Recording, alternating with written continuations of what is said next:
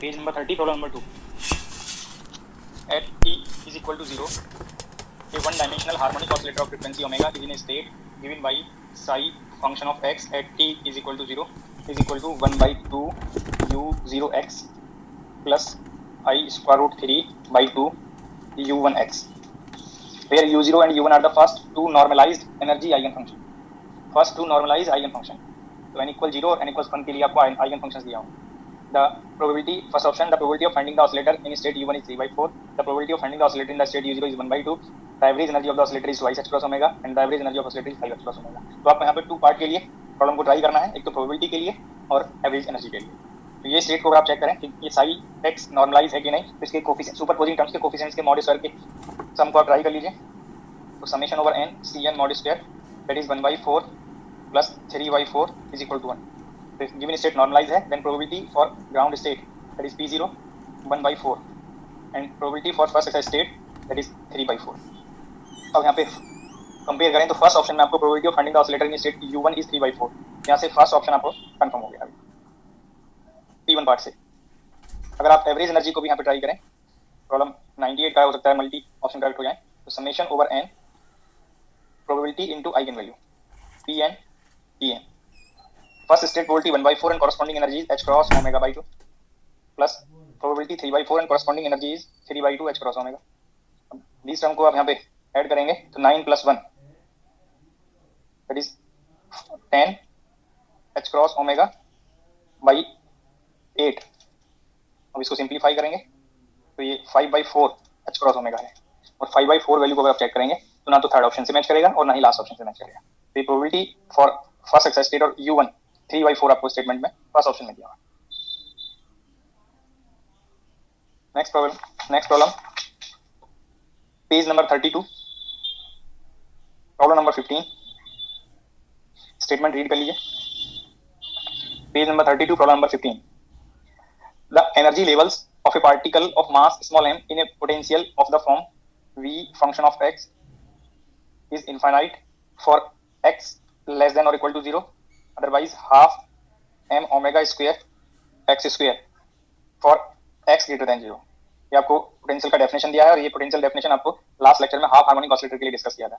और यहाँ पे possible given values of point number 0 1 2 3 up to infinite दिया हुआ है. इट मींस n की इवन वैल्यूज भी हैं और ऑड वैल्यूज भी हैं. ये आपको लास्ट लेक्चर में ये डिस्कस किया हुआ है कि अगर ऑल वैल्यूज हैं, इवन और odd both type of values हैं, तो expression twice n plus 3 by 2 h cross omega बनेगा. ये ऑप्शन आप सेलेक्ट कर लीजिए. थर्ड ऑप्शन करेक्ट बन गया, n की दीज वैल्यूज के corresponding. Next problem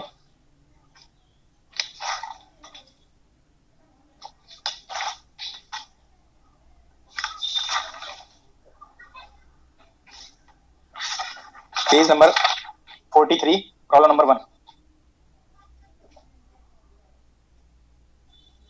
page number 43, problem number 1. Statement read करिए और समस्या फॉलो करिए.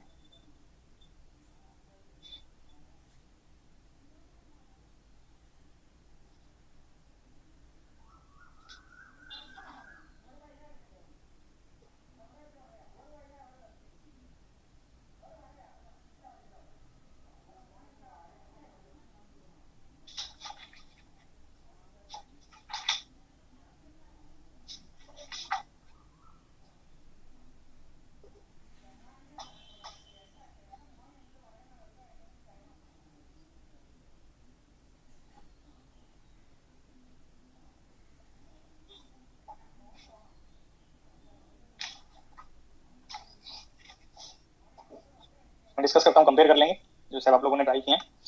पेज नंबर 43, प्रॉब्लम नंबर 1 के लिए. A quantum mechanical particle in a harmonic oscillator potential has the initial wave function. Suppose initial wave function is psi x and this equals to psi 0x plus psi 1x, where psi 0 and psi 1 are the real wave functions in ground and first excited states of the harmonic oscillator Hamiltonian. For convenience we take m is equal to h cross is equal to omega is equal to 1 for the oscillator. What is the probability density of finding the particle at x at time t is equal to pi. तो आपको इस state का time evolution record होगा. तो psi function of position x and time t find करेंगे by operating time evolution operator exponential minus i h t by h cross operated over psi 0 and exponential minus I H T by H cross operated over psi one. और psi zero के corresponding आपको energy half H cross omega discuss किया हुआ है। जैसे यहाँ पे half H cross omega replace करेंगे, साई वन के लिए एनर्जी 3/2 एच क्रॉस ओमेगा आपको हिंट किया हुआ है, और m omega h cross the factors को आप यहाँ पे एच क्रॉस कैंसिल आउट हो गया और ओमेगा आपको वन दिया हुआ है। तो first exponential term exponential minus I omega, omega one हो गया t/2 psi zero X plus exponential minus 3i/2 t psi one. अब जिस टाइम पे पूछा है वो दैट टाइम पे ये वेव फंक्शन की वैल्यू को आप फाइंड कर सकते हैं। t + पाई पे पूछा है तो टाइम के प्लेस पे पाई प्लेस कर दीजिए, तो किसी पर्टिकुलर टाइम पे ये वेव फंक्शन यहाँ पे आप फाइंड कर सकते हैं। Exponential minus I pi by two that is minus I, ये टर्म ओपन करेंगे तो cos 3π/2 प्लस साइन 3π/2 और दैट पार्ट से ये term plus i psi one x. अगर आप यहाँ से प्लस आई कॉमन ले लें then psi one x minus psi zero x. और स्टेटमेंट में पूछा है probability density at position x and time t is equal to pi. Probability density के लिए आप मॉड स्क्वायर करेंगे और मॉड स्क्वायर के लिए कॉम्प्लेक्स कंजुगेट मल्टीप्लाई करेंगे, तो i का माइनस आई से मल्टीप्लाई किया तो 1 हो गया, और साई वन साई जीरो दोनों रियल फंक्शन है और इनका कॉम्प्लेक्स कंजुगेट जब फाइंड करेंगे तो सेम बनेगा और mod square value simple square में कन्वर्ट हो जाएगा। तो ये आप ऑप्शन में यहाँ पे फाइंड कर सकते हैं, सिलेक्ट कर सकते हैं। तो फर्स्ट ऑप्शन करेक्ट बन गया। प्रॉब्लम में जो स्टेप आपको रिक्वायर्ड है वो स्टेटमेंट में ही किए हुए हैं।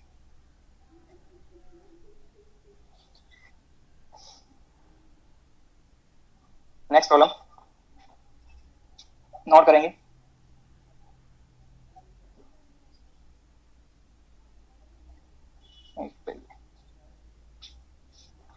Page number 37, problem number second and page number 37 problem number 4।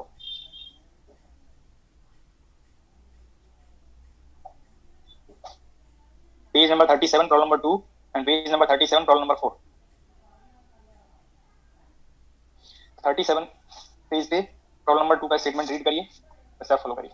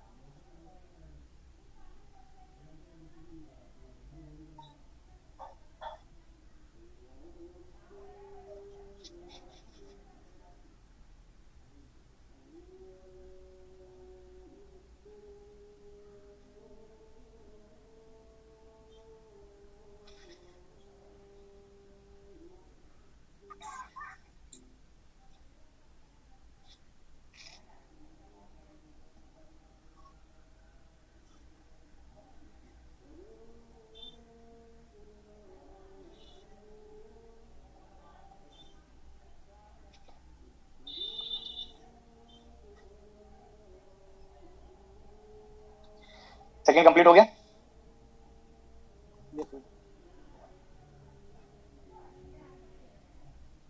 कितने कैंडिडेट ने इसमें expectation value of p find किया है?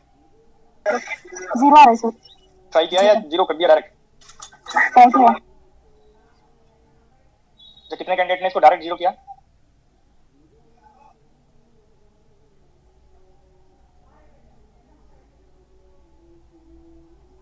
यहाँ पे आपको expectation value of p find करना है और expectation value of p find करने के लिए ये given state normalise to unity है, तो आपको ये ब्रैकेट को ट्राई करना है। और ये ब्रैकेट जब आप ट्राई करेंगे तो डार्क नोटेशन के स्टेप से ये ब्रैकेट 4 इंडिविजुअल ब्रैकेट में कन्वर्ट हो जाएगा। इस स्टेट का ब्रा वेक्टर और फिर सी का कैट वेक्टर एडजस्ट करेंगे तो फर्स्ट सम बनेगा 0 p0, फिर next bracket 1 p1 plus 0 p1 plus 1 p0। Generally ये 4 ब्रैकेट्स बनेंगे। अब ये रिकॉल करिए, आपको फुल हार्मोनिक ऑसिलेटर के लिए ये bracket n p n expectation expectation value of momentum operator for a particular nth state, ये आपको 0 बताया हुआ है पेरिटी कंसीडरेशन से, ऑपरेटर मेथड से। Heisenberg uncertainty product for nth state के लिए ये सब आपको डिस्कस किया हुआ है।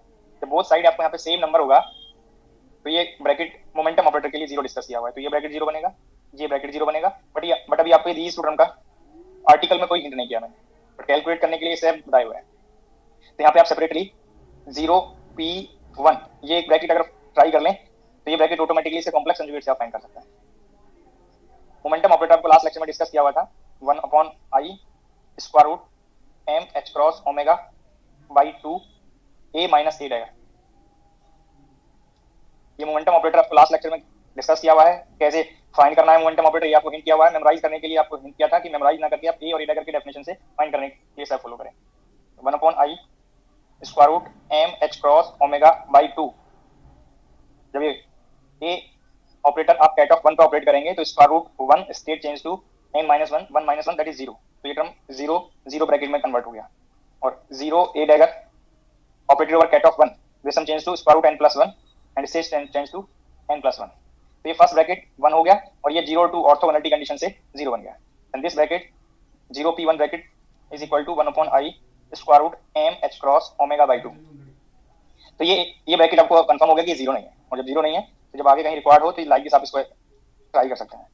हो सकता है कि सम स्टूडेंट ने ये स्टेप डायरेक्ट 0 कर दिया हो सकता है इस प्रॉब्लम में वो 0 बन जाए, बट जब आपसे ये इंडिविजुअल ब्रैकेट पूछेगा तो आप हो सकता है कि दैट टाइम पे भी इसको 0 कर देते।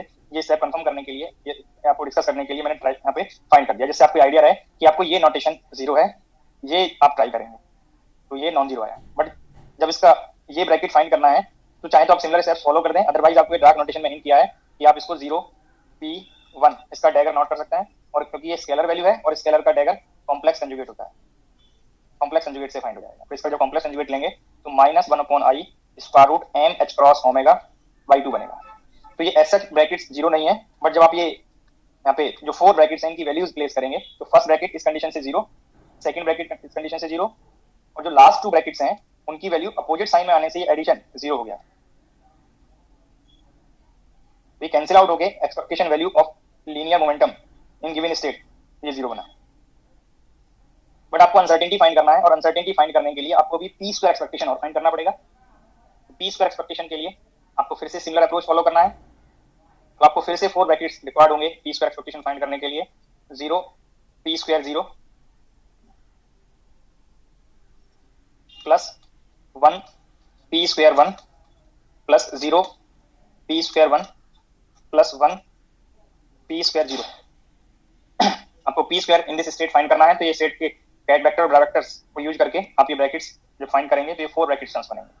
अब ये 4 ब्रैकेट्स में आपको ये expression for a particular value of n for nth state in harmonic oscillator potential ये आपको डिस्कस किया हुआ है n plus half m h cross omega.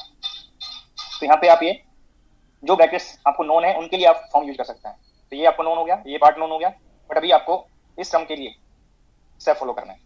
और ये पार्ट को चेक करिए, जब साई 0 और साई 1 2 स्टेट नोटेशंस आप यहाँ पे इंक्लूड कर रहे हैं तो पेरिटी कंसीडरेशन से ये स्टेप आप ट्राई कर सकते हैं।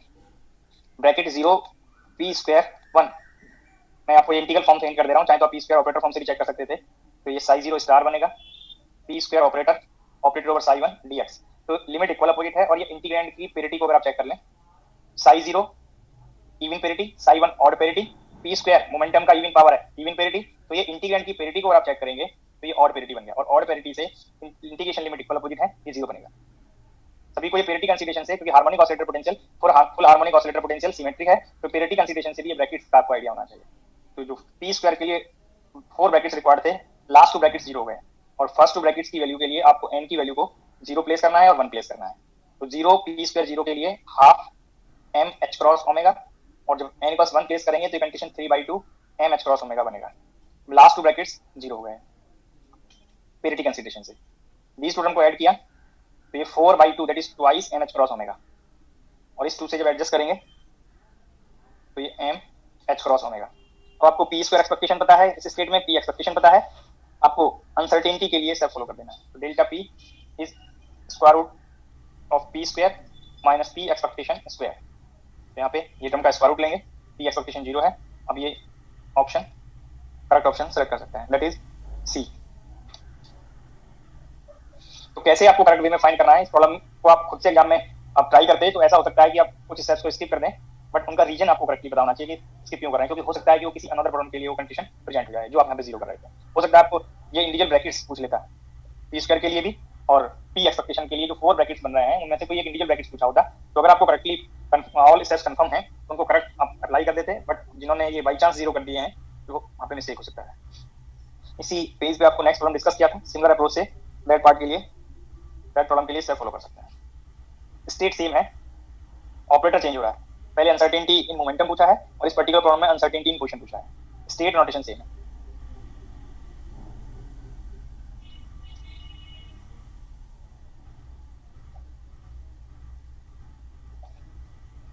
तो अनसर्टेनिटी इन पोजीशन फाइंड करने के लिए आपको फिर से 2 एक्सपेक्टेशंस फाइंड करना है, पोजीशन पावर 1 और पोजीशन स्क्वायर।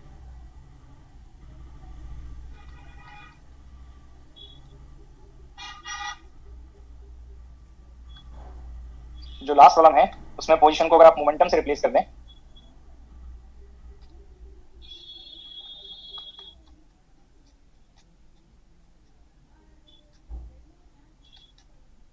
तो 4 ब्रैकेट्स पोजीशन के लिए बन गए, और पोजीशन के लिए आपको for a particular value of n for linear harmonic oscillator आपको ये पेरिटी कंसीडरेशन से ऑपरेटर मेथड से डिस्कस किया हुआ है, 0 है, और जब एक्स स्क्वायर रिक्वायर्ड होगा तो एक्स स्क्वायर के लिए भी रिजल्ट आपको डिस्कस किया है n plus half h cross by m omega, ये आपको डिस्कस किया।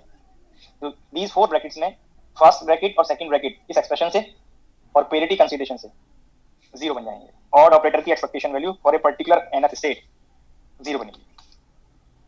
बट ये अभी टर्म्स आपको ट्राई करना है कि ये फॉर्म क्या बनेगा, और फाइंड करने के लिए आपको सिमिलर अप्रोच फॉलो करना है जैसे मोमेंटम के लिए फाइंड किया। ये डायरेक्ट आप जीरो नहीं कर सकते किसी पॉइंट से, वो आपको अब तक डिस्कस नहीं किए हैं, आप बाई मिस्टेक खुद से कोई ऐसा रॉन्ग कंसेप्ट यूज ना कर लें, ये टर्म 0 बनेगा। ऑपरेटर मेथड से आप पहले पोजीशन ऑपरेटर का फॉर्म प्लेस करके ऑपरेटर मेथड की स्टेप फॉलो करेंगे तब आपको कंफर्म होगा, चाहे फाइंड लास्ट में आपको वैल्यू 0 बन जाए, बट अभी आप तक कोई ऐसा पॉइंट नहीं बताया कि ये टर्म को आप 0 कर दें, और आप कंफर्म कर सकते हैं square root h cross by twice m omega a plus a dagger. ये पोजीशन ऑपरेटर के लिए आपको फॉर्म डिस्कस किया हुआ है, square root h cross by twice m omega sh 0 a 1 plus 0 a dagger 1, और ये ब्रैकेट सभी मोमेंटम ऑपरेटर में भी इंक्लूड हो रहे थे, ये ब्रैकेट 1 बनेगा, ये ब्रैकेट 0 बनेगा, and value square root of h cross by twice m omega. जो आपको कंफर्म करने के लिए हिंट किया था कि ये ब्रैकेट, ये आपको जो ब्रैकेट अगर इंडिविजुअल ब्रैकेट पूछा होता प्रॉब्लम में तो हो सकता है कि बाई मिस्टेक यहाँ पे इसको 0 ना कर दें, जो आपको कंफर्म है वो मोमेंटम के लिए भी और पोजीशन के लिए भी ये ब्रैकेट नॉन 0 आया है।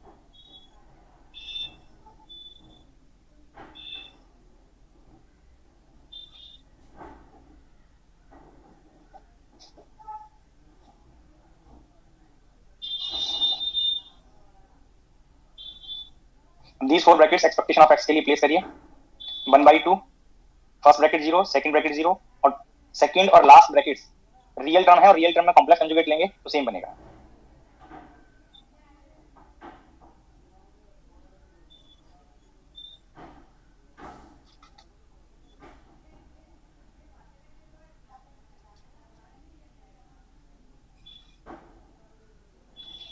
अनसर्टेनिटी फाइंड करने के लिए आपको एक्स स्क्वायर एक्सपेक्टेशन और रिक्वायर्ड होगा। कोई राजदीप है, राजदीप आपने कोई डाउट पूछा है, ब्रैकेट ऑफ 0 a स्टार 0 की कहीं रिक्वायरमेंट है इसकी, आप खुद से पूछा है? नहीं सर, जो पीछे जो प्रॉब्लम था ना उसमें पी स्क्वायर जब हम लोग ऑपरेटर से निकल रहे थे तो ऐसा एक सिचुएशन आया थे, तो इसके लिए हम लोग 0 लेंगे या इसका वैल्यू 1 लेंगे। ये लास्ट लेक्चर में नहीं आया था? नहीं आया सर।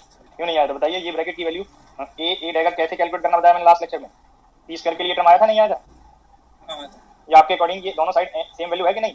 आप n के लिए मैं जनरलाइज करा दिया, आप उसमें n की पर्टिकुलर वैल्यू के लिए अप्लाई कर लो। हाँ सर, इसमें अगर मुझे इसमें अगर सर हम लोग पहले a डेगर अप्लाई करते हैं तो तब तो सर इसको चाहे जैसे कर लो रिजल्ट सेम आएगा, बट मैंने आपको ये पार्ट को चेक करिए, जब ये a डेगर जो आपको डाउट हो रहा है वो लास्ट लेक्चर में आपको अप्लाई कराया हुआ है, ये फॉर्म बनेगा जब आप स्क्वायर को ओपन करेंगे, और nth स्टेट के लिए ये टर्म कम्यूटेटर ब्रैकेट से 2 times a डेगर a plus 1 convert करना बताया नहीं?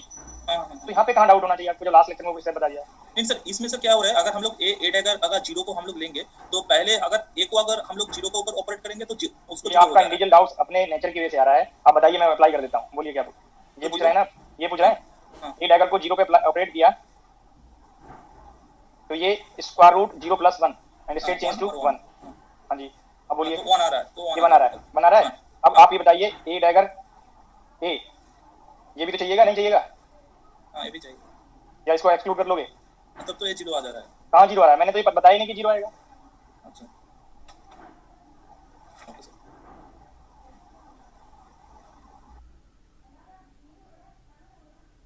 जो रिपीटेड डाउट्स हैं उनको एक बार खुद से थोड़ा थिंक कर लिया करें, तब पूछा करें, और लेक्चर के बीच में ना पूछा करें, सारा कंसंट्रेशन चेंज हो जाता है तभी।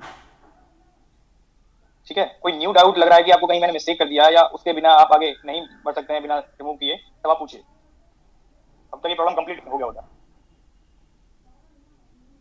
तो रिपीटेड स्टेप्स हैं, न्यू स्टेप आता है तो मैं पहले ही आपको हिंट कर देता हूँ।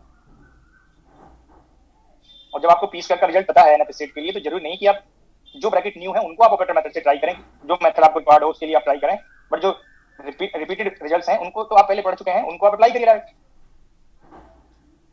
अब आप चेक करिए, ये कैलकुलेट करने की जरूरत नहीं है ऑपरेटर मेथड से, ये कैलकुलेट करने की जरूरत नहीं है ऑपरेटर मेथड से, ये पार्ट आप चाहे ऑपरेटर मेथड से ट्राई करें चाहे पेरिटी कंसीडरेशन से ट्राई करें, ये आपको 0 बन जाएंगे, नहीं बनेंगे। ये इवन पेरिटी, ये ऑड पेरिटी, और एक्स स्क्वायर के लिए इवन पेरिटी। इंटीग्रेंड जब आप चेक करेंगे, इंटीग्रेंड में आपका limit integration limit equal opposite है और इंटीग्रेंड ऑड है, तो पेरिटी कंसीडरेशन से ये ब्रैकेट 0 बना और ये ब्रैकेट 0। ये रिजल्ट के लिए आपको लास्ट स्लाइड में ये एक्सप्रेशन बता दिया।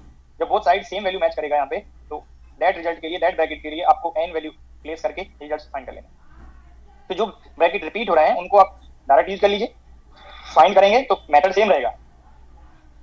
यहाँ पे आपने n को 0 किया तो half h cross by m omega, यहाँ पे आपने 1 किया तो 3/2 h cross by m omega, last to brackets 0 हो गए, 3 + 1/2, तो ये 2 में कन्वर्ट, 4/2 2 में कन्वर्ट हो गया और 2 इससे एडजस्ट हो गया, h cross by m omega x square expectation बन गया, और x एक्सपेक्टेशन अब की बात 0 नहीं है।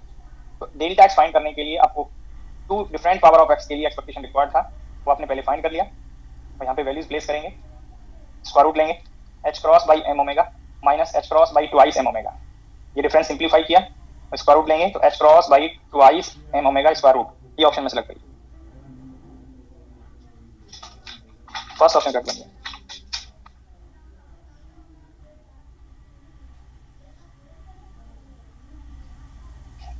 प्रॉब्लम को लेस स्टेप में कंप्लीट करने के लिए लास्ट टू प्रॉब्लम में बोथ पार्ट रिक्वायर्ड हैं, पेरिटी कंसीडरेशन भी और ऑपरेटर मेथड, और जो रिजल्ट आपने पहले फाइंड कर लिए जनरलाइज nth स्टेट के लिए, n की पर्टिकुलर वैल्यू के लिए दैट टाइम पे स्टेप आपको हिंट किया होगा, स्टेटमेंट बोला होगा, सुपरपोजिशन के लिए वो रिजल्ट करेक्ट हो भी सकते हैं और नहीं भी, आपको n की इंडिविजुअल वैल्यू के लिए बताया था वो आप अप्लाई कर सकते हैं। और हाइजेनबर्ग अनसर्टेनिटी प्रोडक्ट के टाइम पे मैंने हिंट भी किया कि एक्स स्क्वायर का रिजल्ट जनरलाइज है, पी स्क्वायर का रिजल्ट जनरलाइज है, तो आप इसको मेमोराइज करके कैसे फाइंड करना है वो आपको हाइजेनबर्ग अनसर्टेनिटी प्रोडक्ट फाइंड करने के टाइम पे कंफर्म हो गया। जब कभी आपको रिवीजन करना हो तब कैसे फाइंड करना है, बट प्रॉब्लम में अप्लाई करने के लिए जो जनरलाइज रिजल्ट हैं उनको आप हैबिट में लाइए प्रॉब्लम के थ्रू कि उनके रिजल्ट्स क्या हैं और उनको कैसे अप्लाई करना है, क्योंकि बार बार सारे रिजल्ट्स को ड्राइव ही करते रहेंगे एग्जाम में तो मोर टाइम लगेगा।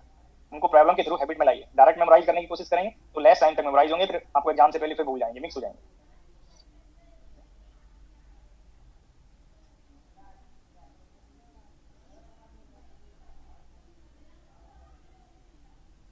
Let cat of phi 0 and phi 1 be energy eigen cats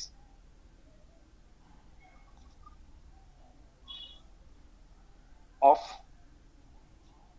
ground and first excited states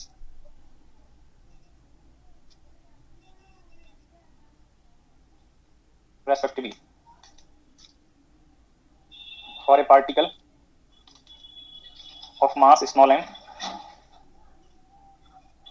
inside that is moving inside linear harmonic oscillator potential.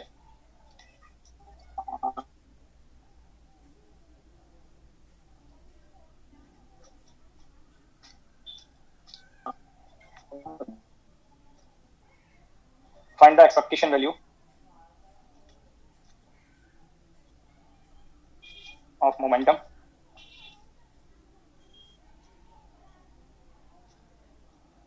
in state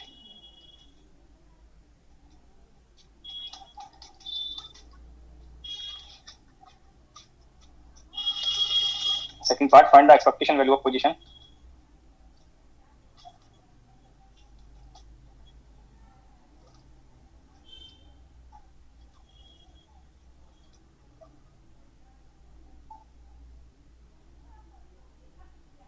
shortcut लिख सकते थे, अच्छा change कर लेते हैं।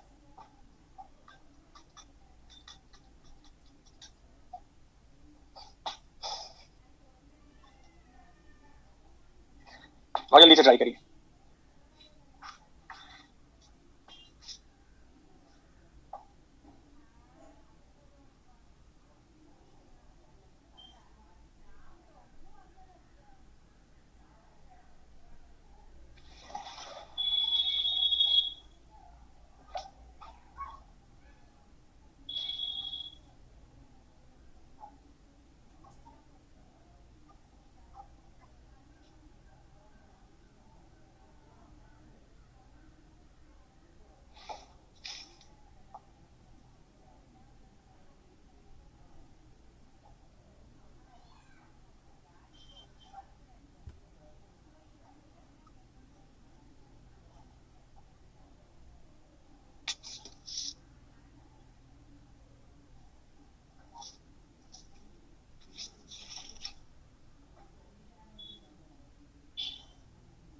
फाइंड हो गया?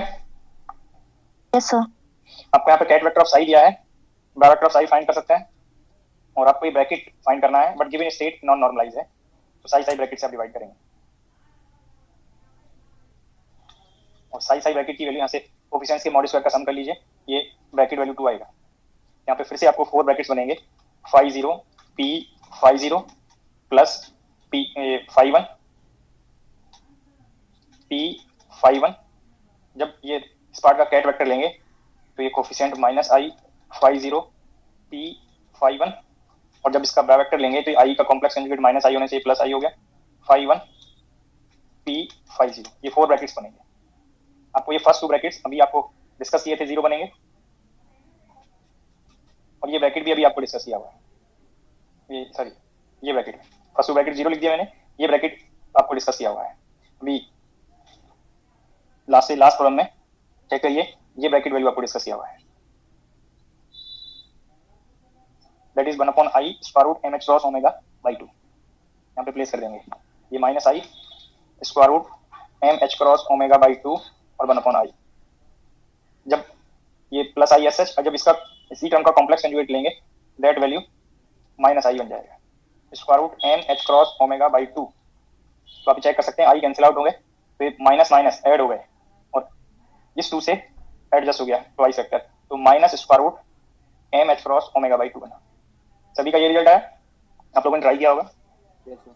जस्ट ये प्रॉब्लम इसीलिए आपको नोट कराया है कि बाई मिस्टेक, जो भी मैं आपको पहले भी कंफर्म कराया हूँ लास्ट से लास्ट प्रॉब्लम में, कि आप ऑल स्टेट्स में एक्सपेक्टेशन वैल्यू ऑफ पी को 0 ना कर दें, वो इंडिविजुअल टर्म के लिए, इंडिविजुअल स्टेट के लिए आपको जो रिजल्ट डिस्कस किए गए हैं वो सुपर पोजिशन के लिए करेक्ट हो भी सकते हैं और नहीं भी।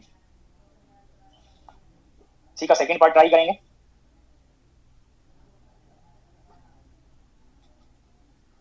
तो सेकंड पार्ट के लिए expectation value of x find करना है, गिवन स्टेट नॉन नॉर्मलाइज है,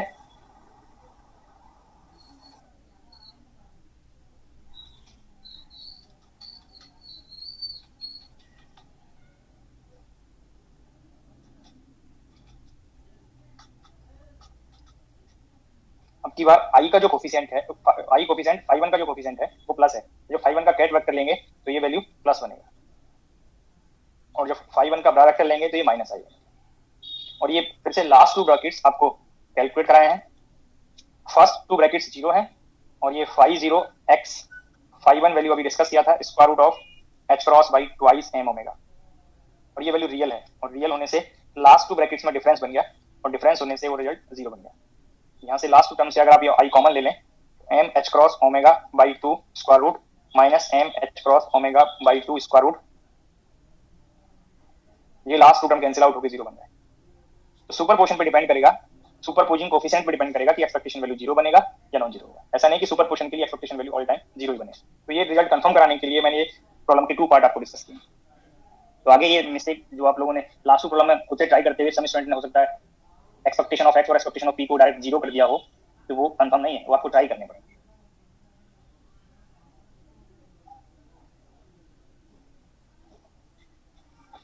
नेक्स्ट प्रॉब्लम नोट करें,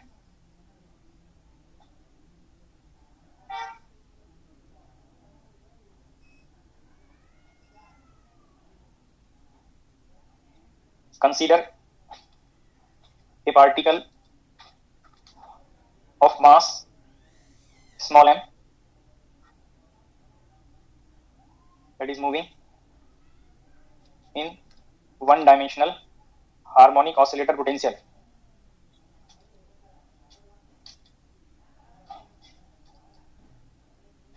of frequency omega.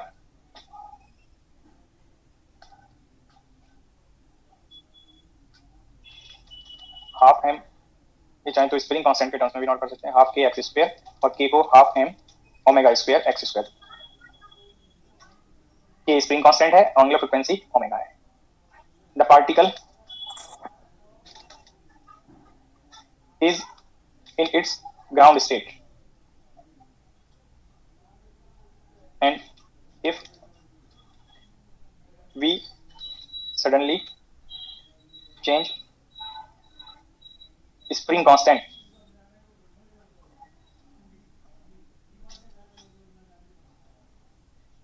to 2 times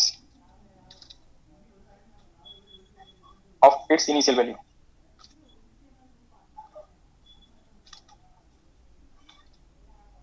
ये जो सडनली वर्ड है, चाहे आप लास्ट में आप इंक्लूड कर सकते थे कि if we change the spring constant to 2 times of its initial value suddenly, then calculate the probability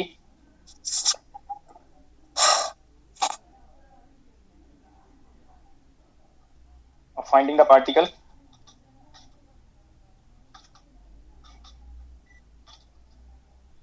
in ground state.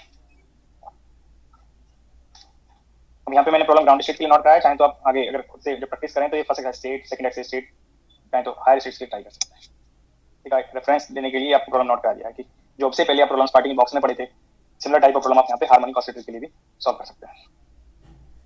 आपको ये स्टेटमेंट से पहले या इस स्टेटमेंट तक ये पोटेंशियल के फॉर्म से, जैसे ये स्टेटमेंट कंफर्म हुआ particle in its ground state, तो स्प्रिंग कांस्टेंट को चेंज करने से पहले आपको पार्टिकल की इनिशियल स्टेट का आइडिया है.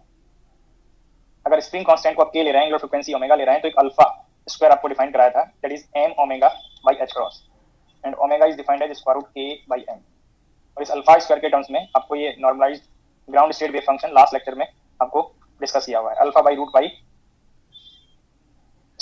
Total power half exponential minus alpha square x square by 2. जब स्प्रिंग कांस्टेंट के लेंगे, एंगुलर फ्रीक्वेंसी ओमेगा लेंगे, तो ये ग्राउंड स्टेट वेव फंक्शन आपको नोट हो गया. बट जैसे ही के को चेंज करेंगे, अगर के को चेंज कराएं, सपोज यहाँ पे तो 2 टाइम्स लिखा है क्वेश्चन में, कभी 3 टाइम्स 4 टाइम्स का रहेगा, कभी हाफ रहेगा, तो मैंने इसको न्यू स्प्रिंग कांस्टेंट के डैश में ये एक्सप्रेशन में क्या चेंज आएगा वो आप यहाँ पे ट्राई कर सकते हैं. जैसे ही के को चेंज किया, angular frequency new angular frequency omega dash में चेंज हो गया, अल्फा स्क्वायर न्यू अल्फा में कन्वर्ट हो गया, alpha new alpha dash part में कन्वर्ट हो गया. तो क्वेश्चन के अकॉर्डिंग किसी भी पार्ट पे चेंज करा सकता है, वो आपको 3 नोटेशंस बता दिए. तो ये अब जैसे ही स्प्रिंग कांस्टेंट को चेंज करेंगे तो इसका इफेक्ट एंगुलर फ्रीक्वेंसी पे आएगा. एंगुलर फ्रीक्वेंसी चेंज होगी और एंगुलर फ्रीक्वेंसी चेंज होने से जो एनर्जी एक्सप्रेशन आप पहले पढ़ रहे थे, n plus half h cross omega, जो ग्राउंड स्टेट के लिए E0 था, हाफ h क्रॉस ओमेगा, अब पार्टिकल न्यू स्प्रिंग कांस्टेंट के लिए ground state energy half h cross omega, जो यहाँ पे लिखा है इस एनर्जी जो न्यू स्प्रिंग कांस्टेंट है उसके कॉरेस्पॉन्डिंग ग्राउंड स्टेट में भी हो सकता है, फर्स्ट स्टेट में हो सकता है, सेकंड एक्स स्टेट में हो सकता है. यहाँ पे तो वर्ड यूज किया ग्राउंड स्टेट या फर्स्ट एक्स स्टेट. अब उसकी एनर्जी क्या होगी वो आप इस के को कन्वर्ट करके फाइंड करेंगे. समटाइम जो एनर्जी देगा तो आप कंपेयर कर सकते हैं कि किस स्टेट के लिए वो रेफरेंस दे रहा है, किसके लिए प्रोबेबिलिटी आपको फाइंड करना है. बट आपको यहाँ पे हिंट किया कि लाइक दीज प्रॉब्लम्स में आप सुपरपोजिशन के टर्म्स में स्टेट नोट करते हैं और उससे आप सुपरपोजिशन कोएफिशिएंट फाइंड करके मॉड स्क्वायर करके प्रोबेबिलिटी फाइंड करते हैं. सुपरपोजिशन की रिक्वायरमेंट क्यों थी वो आपको पार्टिकल बॉक्स में पहले हिंट किया हुआ है. तो सेम मीनिंग है, यहाँ पे हमें ग्राउंड स्टेट की प्रोबेबिलिटी फाइंड करने के लिए एक कोएफिशिएंट की रिक्वायरमेंट होगी C0 की, जो सुपरपोजिशन में C0 psi0 new wave function को सपोज आप यहाँ पे phi से रिप्रेजेंट कर रहे हैं. ये न्यू वेव फंक्शन नोटेशन मैंने phi n से रिप्रेजेंट कर दिया. और जो यहाँ पे हमें ग्राउंड स्टेट की रिक्वायरमेंट होगी उसके लिए ये normalise form alpha dash by root pi total power half exponential minus alpha dash square x square by 2 with alpha dash square m omega dash by h cross and omega dash is defined as square root k dash by m. तो हमें coefficient required होगा, यहाँ पे ground state word use किया है, तो ground state wave function का जो कोएफिशिएंट है वो C0 है. दैट कोएफिशिएंट की हमें रिक्वायरमेंट होगी जो हम ब्रैकेट से फाइंड करेंगे, phi0 psi0 ब्रैकेट. और इसका जब इंटीग्रल पार्ट यहाँ पे रिप्रेजेंट करेंगे, इंटीग्रेशन ओवर ऑल स्पेस और वन डायमेंशन हार्मोनिक ऑसिलेटर के लिए limit minus infinity two plus infinity, phi0 star psi0 dx. तो हमें फाई जीरो का भी फॉर्म पता है, साई जीरो का फॉर्म पता है। नेक्स्ट स्लाइड में ये फाई जीरो साई जीरो के फॉर्म प्लेस करके इंटीग्रल फाइंड करेंगे सी जीरो की वैल्यू फाइंड करने के लिए। तो integration minus infinity to plus infinity alpha by root pi total power half, alpha dash by root pi total power half, exponential minus alpha dash square plus alpha square x square by 2 dx। ये integration form बनेगा c zero के लिए। Constant term को outside integration note करेंगे, alpha alpha dash और ये square root पाई multiply किया तो स्क्वायर रूट एलिमिनेट हो गया। इंटीग्रेशन लिमिट इक्वल अपोजिट है, इंटीग्रेंड इवन है, तो लिमिट को आप 2 टाइम्स 0 टू पॉजिटिव पार्ट के लिए कन्वर्ट कर सकते हैं। और यहाँ पे फिर गामा फंक्शन का स्टैंडर्ड इंटीग्रेशन अप्लाई करेंगे। तो यहाँ पे एक्सपोनेंट में एक्स स्क्वायर है और मल्टीप्लाई में x power 0 gamma n plus 1/2 that is gamma half that is square root pi divided by alpha dash square plus alpha square by 2 total power half. ये root pi से adjust हो जाएगा, ये 2 numerator में जाएगा, then 2 alpha alpha dash divided by alpha dash square plus alpha square total power half. ये probability coefficient बनता है और इसका मॉड स्क्वायर करेंगे तो आपको ग्राउंड स्टेट प्रोबेबिलिटी फाइंड हो जाएगा। और ग्राउंड स्टेट प्रोबेबिलिटी क्वेश्चन के अकॉर्डिंग फाइंड करने के लिए आप अल्फा और अल्फा डैश का कंपेरिजन करें। ये रिजल्ट सिर्फ ग्राउंड स्टेट के लिए करेक्ट है। अगर फर्स्ट स्टेट के लिए पूछा होगा तो यहाँ पे फाई जीरो के प्लेस पे फाई वन और साई जीरो के प्रोडक्ट का इंटीग्रेशन करके रिजल्ट आप फाइंड करें। तो जिस स्टेट की प्रोबेबिलिटी पूछा होगा उसके कॉरेस्पॉन्डिंग आप इसे फॉलो करें। तो यहाँ पे ग्राउंड स्टेट के लिए था, अब चाहे के को कितने भी टाइम चेंज करें, किसी भी फैक्टर से मॉडिफाई करें, ये एक्सप्रेशन आप ग्राउंड स्टेट के लिए यूज कर सकते हैं। तो ये एक्सप्रेशन आपको अगर मेमोराइज रहेगा तो क्वेश्चन में के को चेंज किया है, के डैश को आप इनिशियल वैल्यू का ट्वाइस कर रहे हैं। इससे आप एंगुलर फ्रीक्वेंसी को कंपेयर कर सकते हैं, स्क्वायर रूट के डैश बाई एम, तो ये square root 2k by M बनेगा that is root 2 times of initial frequency omega. अब अल्फा को कंपेयर करेंगे, alpha dash square is defined as M omega dash by H cross और ये 2 power half M omega by H cross that is 2 power half of alpha square. जो required है उसको आप यहाँ पे अप्लाई कर लीजिए। तो P0 2SH अल्फा डैश जब आप यहाँ पे फाइंड करेंगे तो ये 2 पावर 1/4 बन जाएगा और अल्फा अल्फा मल्टीप्लाई किया तो alpha square divided by alpha dash square आपको अल्फा के टर्म्स में पता है 2 पावर हाफ प्लस 1। तो यहाँ पे ये अल्फा स्क्वायर एडजस्ट हो गया, 2 पावर 1 और 2 power 1/4 that is 2 power 5/4 divided by root 2 plus 1। ये आपको ग्राउंड स्टेट प्रोबेबिलिटी बनेगा। अब चाहे तो ये रूट 2 और 2 पावर 5/4 की न्यूमेरिकल वैल्यू यहाँ पे प्लेस करके आप ये परसेंटेज में या डेसिमल प्लेस में ये प्रोबेबिलिटी को फाइंड कर सकते हैं।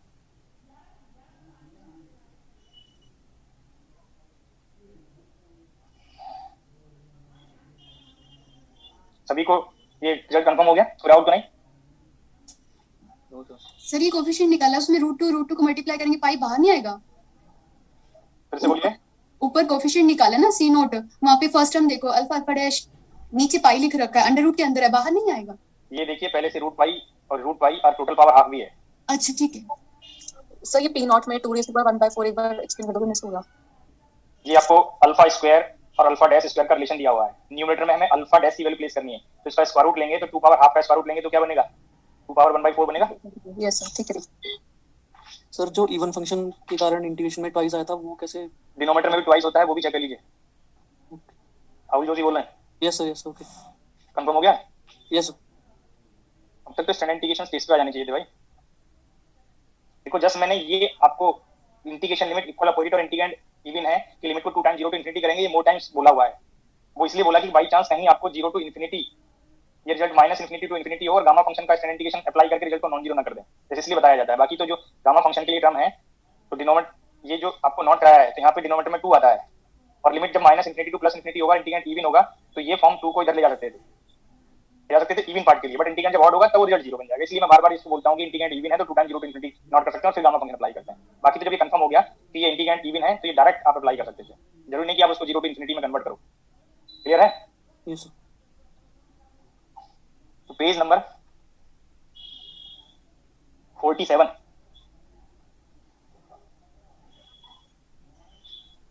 प्रॉब्लम नंबर 10 स्टेटमेंट रीड कर लीजिए और जो स्टेप फॉलो कर सकते हैं फॉलो।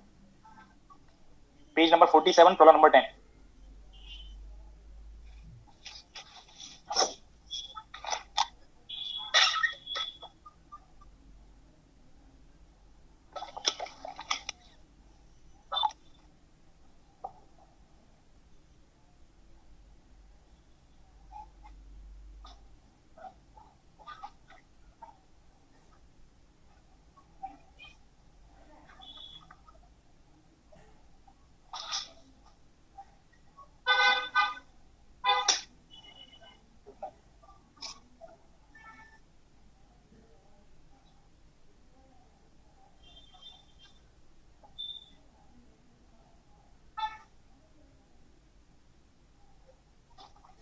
डिस्कस कर रहा हूँ, कंपेयर कर लेंगे।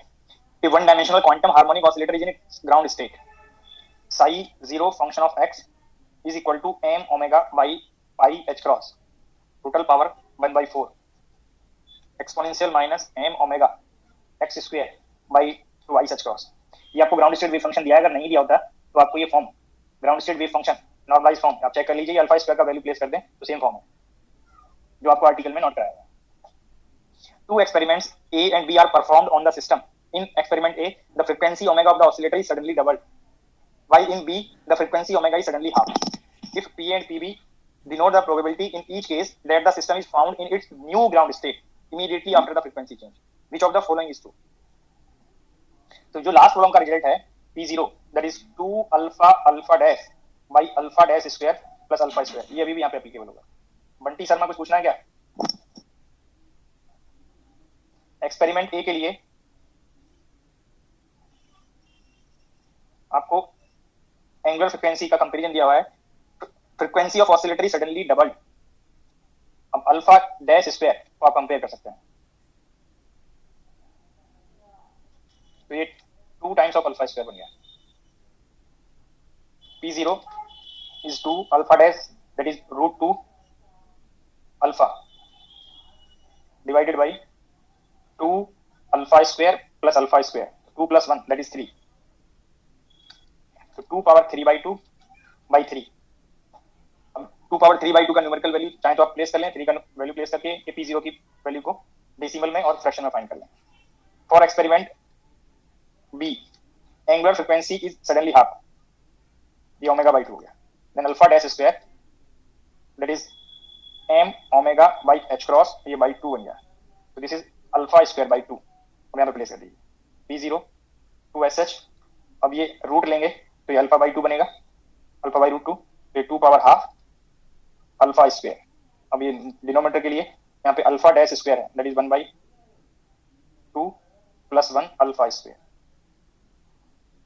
अब ये फैक्टर यहाँ पे कंपेयर कर सकते हैं, अल्फा स्क्वायर एडजस्ट हो गया और डिनोमिनेटर में ये 1 plus 1 by 2 plus 1 that is 3 by 2, तो ये फिर से 2 पावर 3 बाई 2 बाई 3 में कन्वर्ट हो जाएगा।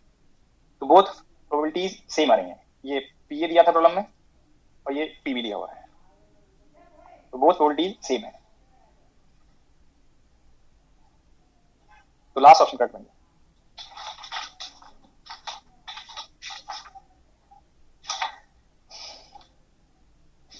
पेज नंबर 46 पे प्रॉब्लम नंबर 3 स्टेटमेंट रीड कर लीजिए। Page number 46 problem number 3।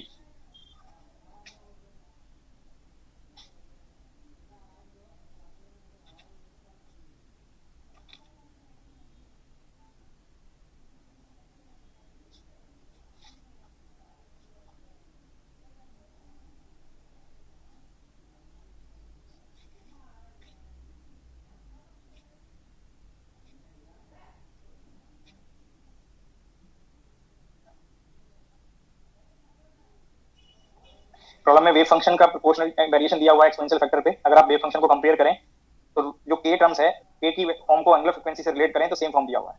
और दैट पार्ट के लिए फिर से आपको ग्राउंड स्टेट में पार्टिकल है और के को 4 टाइम्स कर रहे हैं, और 4 टाइम्स जब करेंगे तो एंगुलर फ्रीक्वेंसी 2 टाइम्स हो जाएगा, और फिर से न्यू ग्राउंड स्टेट में वोल्टी पूछा है। दैट पार्ट के लिए आपको अल्फा कंफर्म हो गया, ग्राउंड स्टेट वोल्टी अभी भी आपको 2 पावर 3 बाई 2 बाई 3 बनेगा, जो लास्ट पार्ट प्रॉब्लम के पार्ट में आपको डिस्कस किया हुआ है। ये न्यूमेरिकल वैल्यूज को ट्राई कर लीजिए, आपको ऑप्शन में कंपेयर कर लीजिए। किसी को कोई डाउट हो तो पूछ सकता है, बाकी डाउट नहीं होना चाहिए। स्टेटमेंट को करेक्टली रीड करेंगे।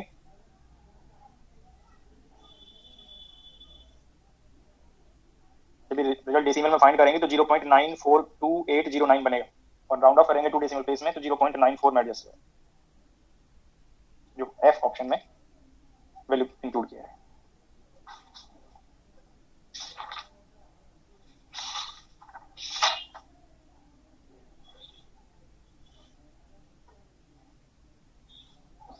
एक प्रॉब्लम आपको पहले अनदर मेथड से डिस्कस किया था, मैं उसका रेफरेंस के लिए प्रॉब्लम नंबर बोल रहा हूँ, आप स्टेटमेंट को रीड कर लेंगे, वो मैंने पहले किसी अनदर मेथड से डिस्कस किए हुए हैं। मैंने दैट टाइम पे हिंट किया होगा कि जब आप आर्टिकल पढ़ लेंगे तो प्रॉब्लम को लेस स्टेप में, लेस टाइम में इजी अप्रोच से भी फाइंड कर सकते हैं। पेज नंबर 13 पे प्रॉब्लम नंबर 15 और एक प्रॉब्लम रहा होगा 12 पे 9 और 11 पे 1।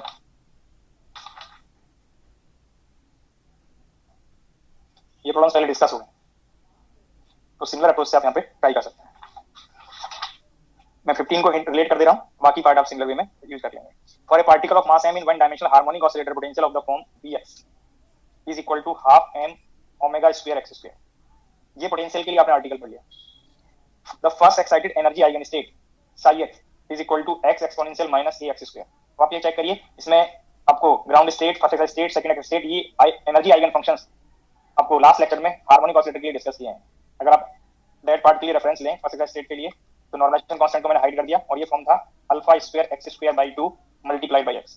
ये पॉइंट सभी को रिकॉल हो रहा होगा। अब आप यहाँ पे चेक करिए, x मल्टीप्लाई में मैच करता है, ओनली एक्सपोनेंशियल का जो एक्सपोनेंट है वहां पे जो कांस्टेंट नोटेशन है उसको आप कंपेयर कर लीजिए। तो in this case a is defined as alpha square by 2 और अल्फा स्क्वायर आपका यहाँ पे लास्ट सम प्रॉब्लम में भी आपको रिकॉल करा दिया, आर्टिकल के टाइम पे भी आपको नोट कराया हुआ है। अपने नोटबुक से रेफरेंस लेके आप यहाँ पे कंपेयर कर सकते हैं। अल्फा स्क्वायर का डेफिनेशन प्लेस किया m omega by h cross और 2 यहाँ पे डिवाइड में है। जो पहले आपने हैमिल्टनियन ऑपरेटर ऑपरेट करके साई का सेम फॉर्म कॉमन लेके उसके कोफिशिएंट को पोजीशन से इंडिपेंडेंट करके रिजल्ट फाइंड किया था, वो आपको यहाँ पे कंपैरिजन मेथड से डायरेक्ट फाइंड हो गया। ये कंपैरिजन मेथड सभी को कंफर्म हो गया? बट ये अप्लाई करने के लिए आपको हार्मोनिक ऑसिलेटर के वेव फंक्शन का फॉर्म और अल्फा स्क्वायर का डेफिनेशन मेमोराइज होना चाहिए। बाकी अगर ये पार्ट मेमोराइज नहीं है तो कैसे आपको ये जब ये प्रॉब्लम डिस्कस किया है मेथड बताया वो आप अप्लाई कर सकते हैं। ऐसे ही सिमिलर अप्रोच से ये प्रॉब्लम को आप कंपेयर कर सकते हैं। नेक्स्ट प्रॉब्लम है page number 44, problem number 12। Page number 44, problem number 12।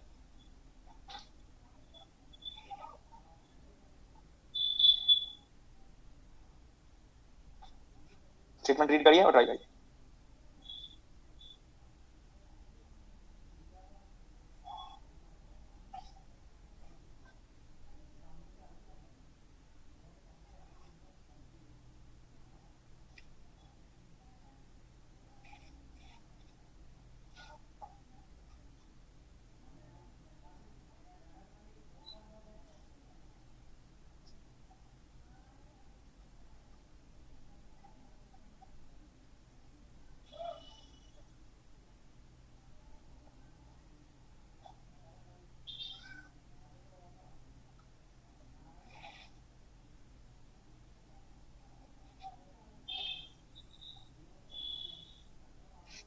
मैं डिस्कस करता हूं, कंपेयर कर लेंगे। सिमिलर अप्रोच अभी जो लास्ट प्रॉब्लम में डिस्कस किया था, जो रिमेनिंग प्रॉब्लम के लिए नंबर नोट किया था पेज नंबर 12 पे, उनसे आप कंपेयर कर सकते हैं 12 और 11 पे। The wave function psi function of x is equal to a exponential of minus b square x square by 2 for real constant a and b is a normalized eigen function of the Schrodinger equation for a particle of mass m and energy E in a one dimensional potential Vx such that Vx is equal to 0 at x equal to 0. Which one of the following is correct? और option पे जाएं तो option में to option में potential का form के लिए आपको रिजल्ट कंपेयर करना है और लास्ट ऑप्शन में एनर्जी के लिए। तो इस वेव फंक्शन को आप रेफरेंस लेंगे तो जितने सिस्टम तक आपने पढ़े हैं ये हार्मोनिक ऑसिलेटर पोटेंशियल फॉर्म के लिए आपने ये फॉर्म पढ़ा है। तो यहाँ से आपको ये बी स्क्वायर का डेफिनेशन, अगर आप m omega by H cross लें, ये आपको फॉर्म को चेक कर लीजिए, मैंने क्यों m omega by H cross लिखा है, ये फॉर्म आपको alpha square x square by 2 में बताया हुआ है। वेव फंक्शन को आप कंपेयर कर लें जो आपको मैंने नोट कराया है, उस पार्ट से आपको कंफर्म होगा कि b square m omega by H cross है। और यहाँ से आपको ओमेगा कंफर्म हो गया, that is h cross b square by m. Then potential for this given wave function half m omega square x square, और यहाँ पे आप ओमेगा का वैल्यू प्लेस कर दीजिए। ओमेगा स्क्वायर करेंगे तो ये h cross square b power 4 by m square x square, m adjust हो गया, h cross square b power 4 by twice m x square, h cross square b power 4 x square by twice m। यहाँ से आपको second option confirm हो गया। अगर आपको energy को भी चेक करना हो तो इस पर्टिकुलर फॉर्म पे जाइए, ये ग्राउंड स्टेट का वेव फंक्शन है और ग्राउंड स्टेट के लिए एनर्जी होती है h cross omega by 2। Omega का फॉर्म फिर से प्लेस कर दीजिए, h cross square b square.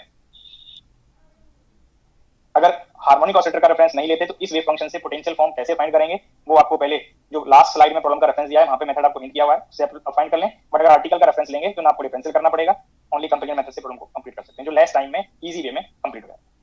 तो इसका बेनिफिट आपको आर्टिकल का बेनिफिट कंपेयर हो रहा होगा कि लेस टाइम में आप इजीली प्रॉब्लम को सॉल्व कर सकते हैं। सभी को कंफर्म हो गया? Yes sir. पेज नंबर 44 पे प्रॉब्लम नंबर 13 का स्टेटमेंट रीड करके ट्राई कर लीजिए। प्रॉब्लम मैंने डिस्कस किया हुआ है।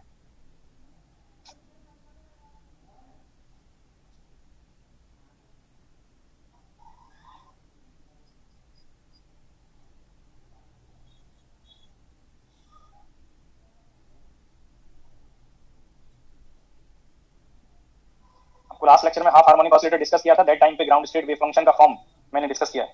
अब पोटेंशियल फॉर्म से ग्राउंड स्टेट वेव फंक्शन आप आर्टिकल से कंपेयर कर लीजिए।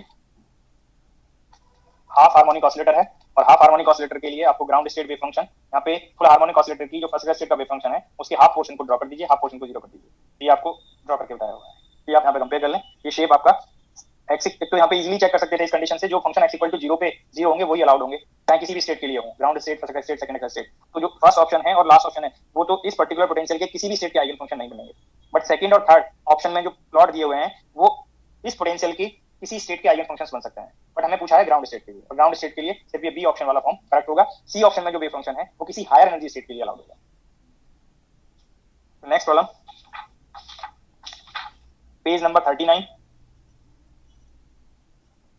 Problem number 14। स्टेटमेंट रीड करिए और इसे फॉलो करिए। Page number 39, problem number 14।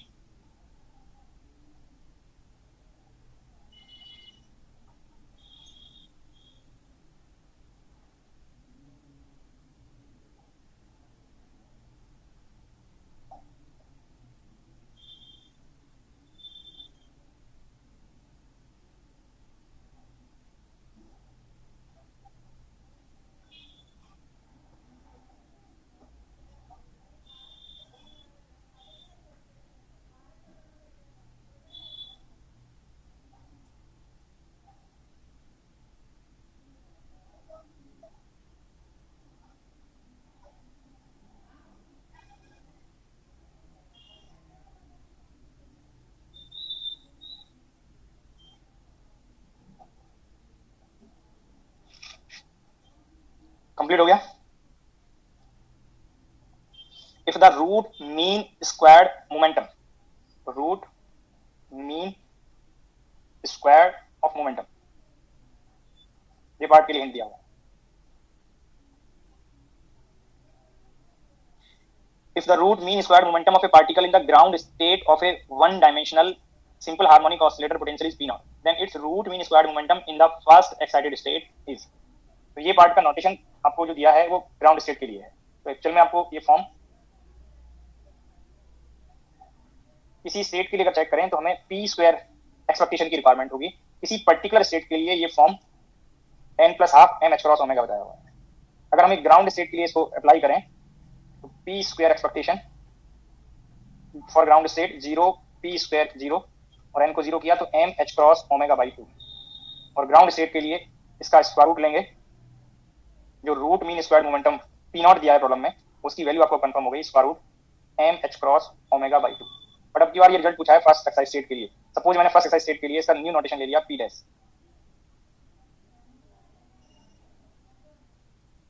और ये रिजल्ट फाइंड करने के लिए सपोज p डैश स्क्वायर को यहाँ पे मैंने 1 p स्क्वायर 1 ये ब्रैकेट फाइंड करना है, फिर लास्ट में स्क्वायर रूट ले सकते हैं। तो यहाँ पे n को 1 करेंगे तो ये कंडीशन बन गया 3h cross m omega by 2, और ये स्क्वायर रूट लेंगे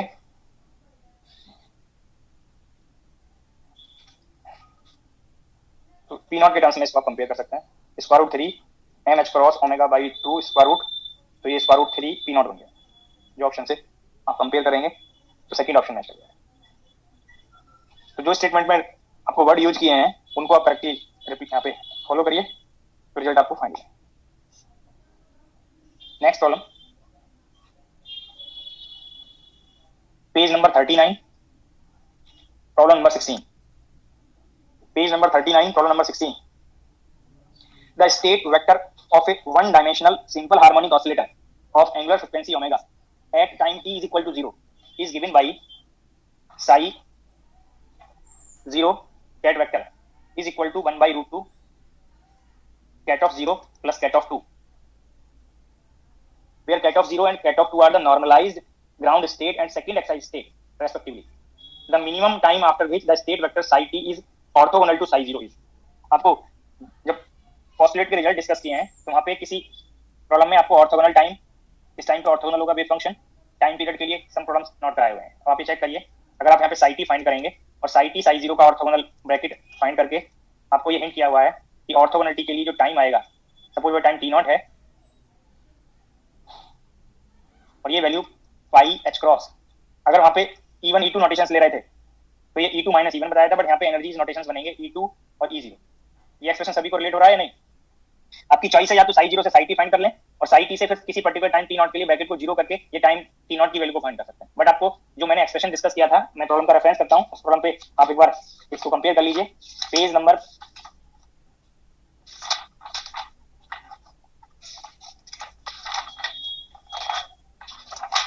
तो पेज नंबर 15 पे सेकंड था और 16 पे 7। दीज प्रॉब्लम का रेफरेंस यूज करिए, वहां पे ऑर्थोगोनल टाइम कैसे फाइंड करना है वो आपको डिस्कस किया हुआ है। वहां पे यहाँ पे 5-1 5-2 नोटेशंस, इनके कॉरस्पॉन्डिंग एनर्जी E1 E2 रहे थे, तो यहाँ पे E2 माइनस E1 था। अब इस पर्टिकुलर सिस्टम में ये जब मेंशन कर दिया कि ये किस एनर्जी के कॉरस्पॉन्डिंग आइगन फंक्शन है, तो एनर्जी यहाँ पे प्लेस कर सकते हैं।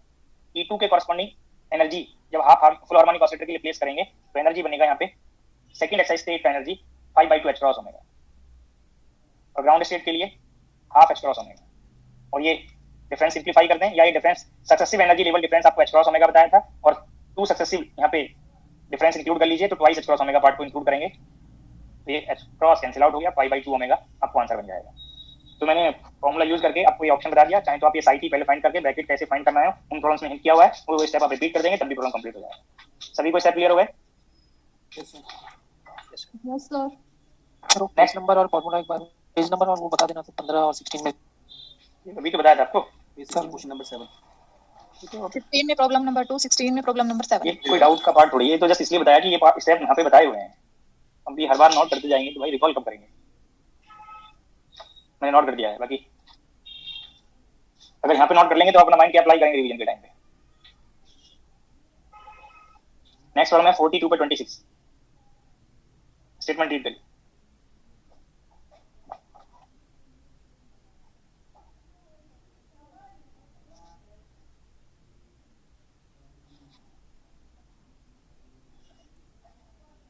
मैंने टाइम पीरियड के लिए भी प्रॉब्लम आपको डिस्कस किया हुआ है, मैंने खुद से प्रॉब्लम नोट कराया है, उसका एक एप्लीकेशन भी किया हुआ है एग्जाम के प्रॉब्लम में, गेट पेपर में कोई प्रॉब्लम था।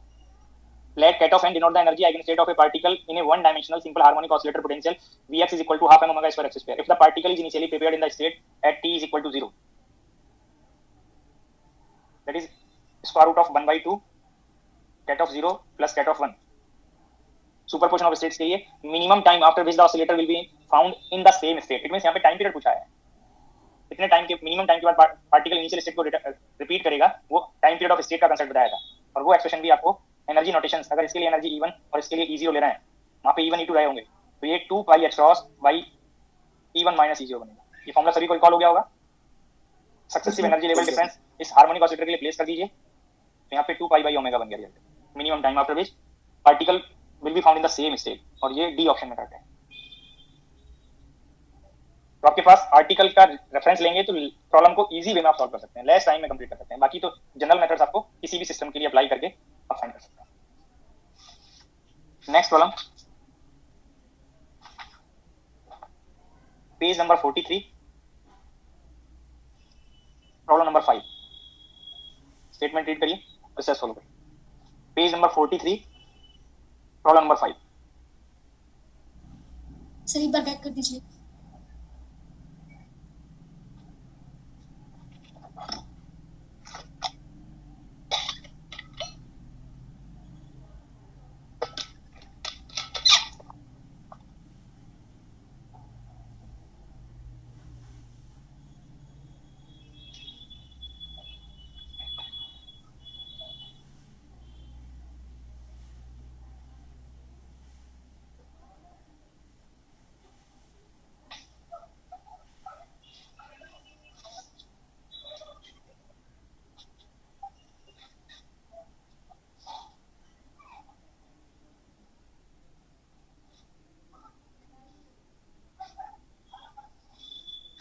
Consider a harmonic oscillator is in the state cat of psi exponential minus alpha mod square by 2 multiplied by exponential alpha a dagger operated over cat of 0, where cat of 0 is the ground state and a dagger is the raising operator and alpha is any complex number. What is the probability that the harmonic oscillator is in the nth eigen state cat of n? आपको इस state में particle के लिए probability find करना है, but corresponding to nth state. अब आपको some students को ये थोड़ा स्टेप के लिए डाउट हो रहा होगा कि यहाँ पे कहीं nth स्टेट का पॉइंट तो आया ही नहीं, तो कैसे प्रोबेबिलिटी फाइंड करें।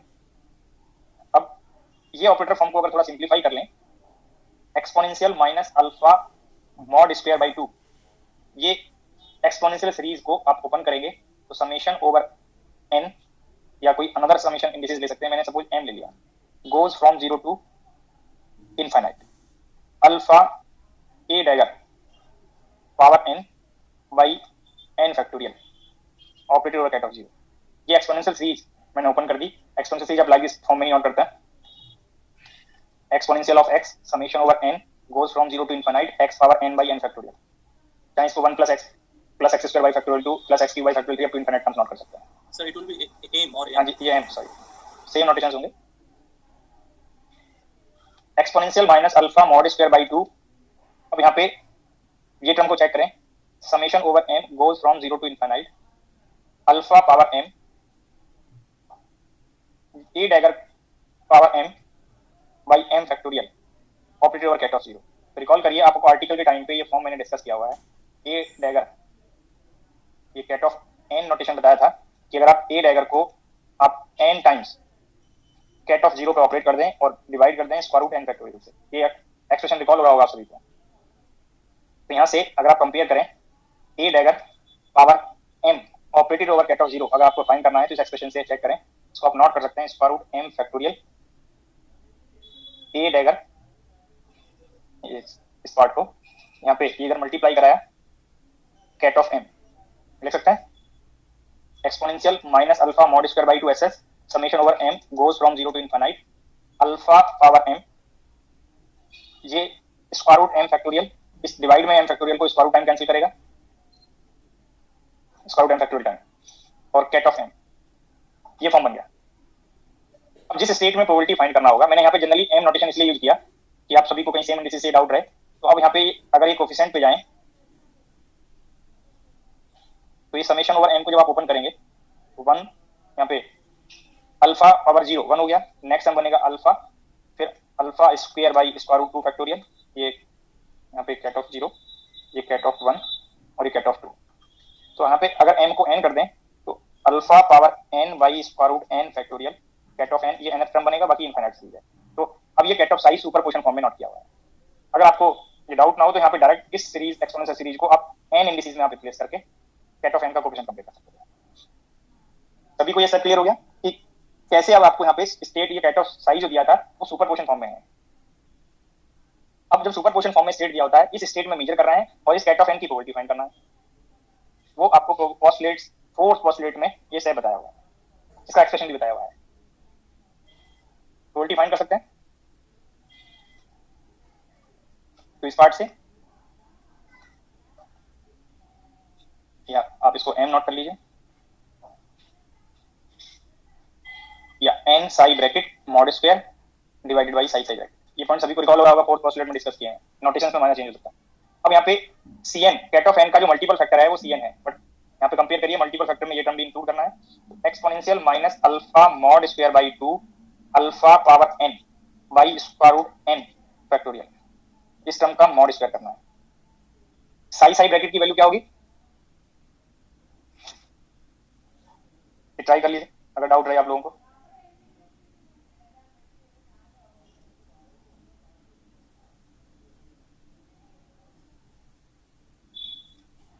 ये प्रोबेबिलिटी के लिए ऑप्शन में कंपेयर करिए, फर्स्ट ऑप्शन कर लो।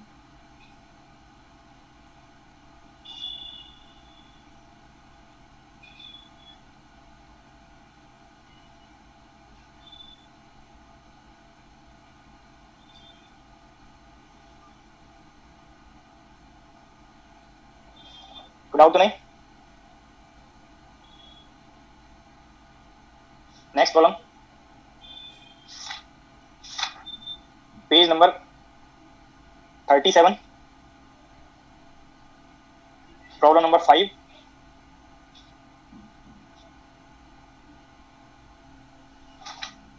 पेज नंबर 38, प्रॉब्लम नंबर 8, दोनों एक साथ हो जाएंगे दोनों। ओनली स्टेट नोटेशन में माइनर चेंज है, कोफिशिएंट में माइनर चेंज है, बाकी आप रेट करके बहुत प्रॉब्लम्स को साथ नोट कर सकते हैं। Page number 37, problem number 5, consider the normalized state ket of psi of a particle in one dimensional harmonic oscillator. Ket of psi is equal to B1 cat of 0 plus B2 cat of 1, where cat of 0 and cat of 1 denote the ground and first excited state respectively, and B1 B2 are real constants. अब आगे जो ये problem है इसका भी statement थोड़ा relate कर लें, कैसे एक ही प्रॉब्लम में कंप्लीट हो जाएंगे with minor modification. Let cat of psi C0 cat of 0 plus C1 cat of 1, where C0 and C1 are constants with C0 square plus C1 square is equal to 1, be a linear combination of the wave function of the ground and first states of the one dimensional harmonic oscillator. तो जो coefficients वहाँ पे last problem में B1 B2 दिए हैं वो यहाँ पे C0 C1 है, तो ओनली नोटेशन चेंज है, बाकी जो वैल्यू जब आप फाइंड करेंगे तो सिमिलर फॉर्म में आपको फाइंड हो जाएंगे. For what value of C0 is the expectation value maximum, और यहाँ पे आप चेक करें the expectation value of x in the state cat of psi will be minimum. दोनों में एक तो मिनिमम और मैक्सिमम वाला पार्ट चेंज है और कोफिशिएंट की नोटेशन चेंज है. बट अगर आपको कोई एक्सप्रेशन दिया हो उस फंक्शन का आपको मैक्सिमम और मिनिमम वैल्यू फाइंड करना हो तो सभी स्टेप्स वहाँ पे रिपीट होते हैं. ओनली सेकंड ऑर्डर डेरिवेटिव की जो वैल्यू है मैक्सिमम के लिए नेगेटिव और मिनिमम के लिए पॉजिटिव आपको चेक करना होता है. तो लास्ट वैल्यूज में माइनर चेंज आएगा जब मैक्सिमम मिनिमम चेक करेंगे, but more than 90% steps match कर जाते हैं, इसलिए मैंने दोनों पार्ट को एक साथ माना.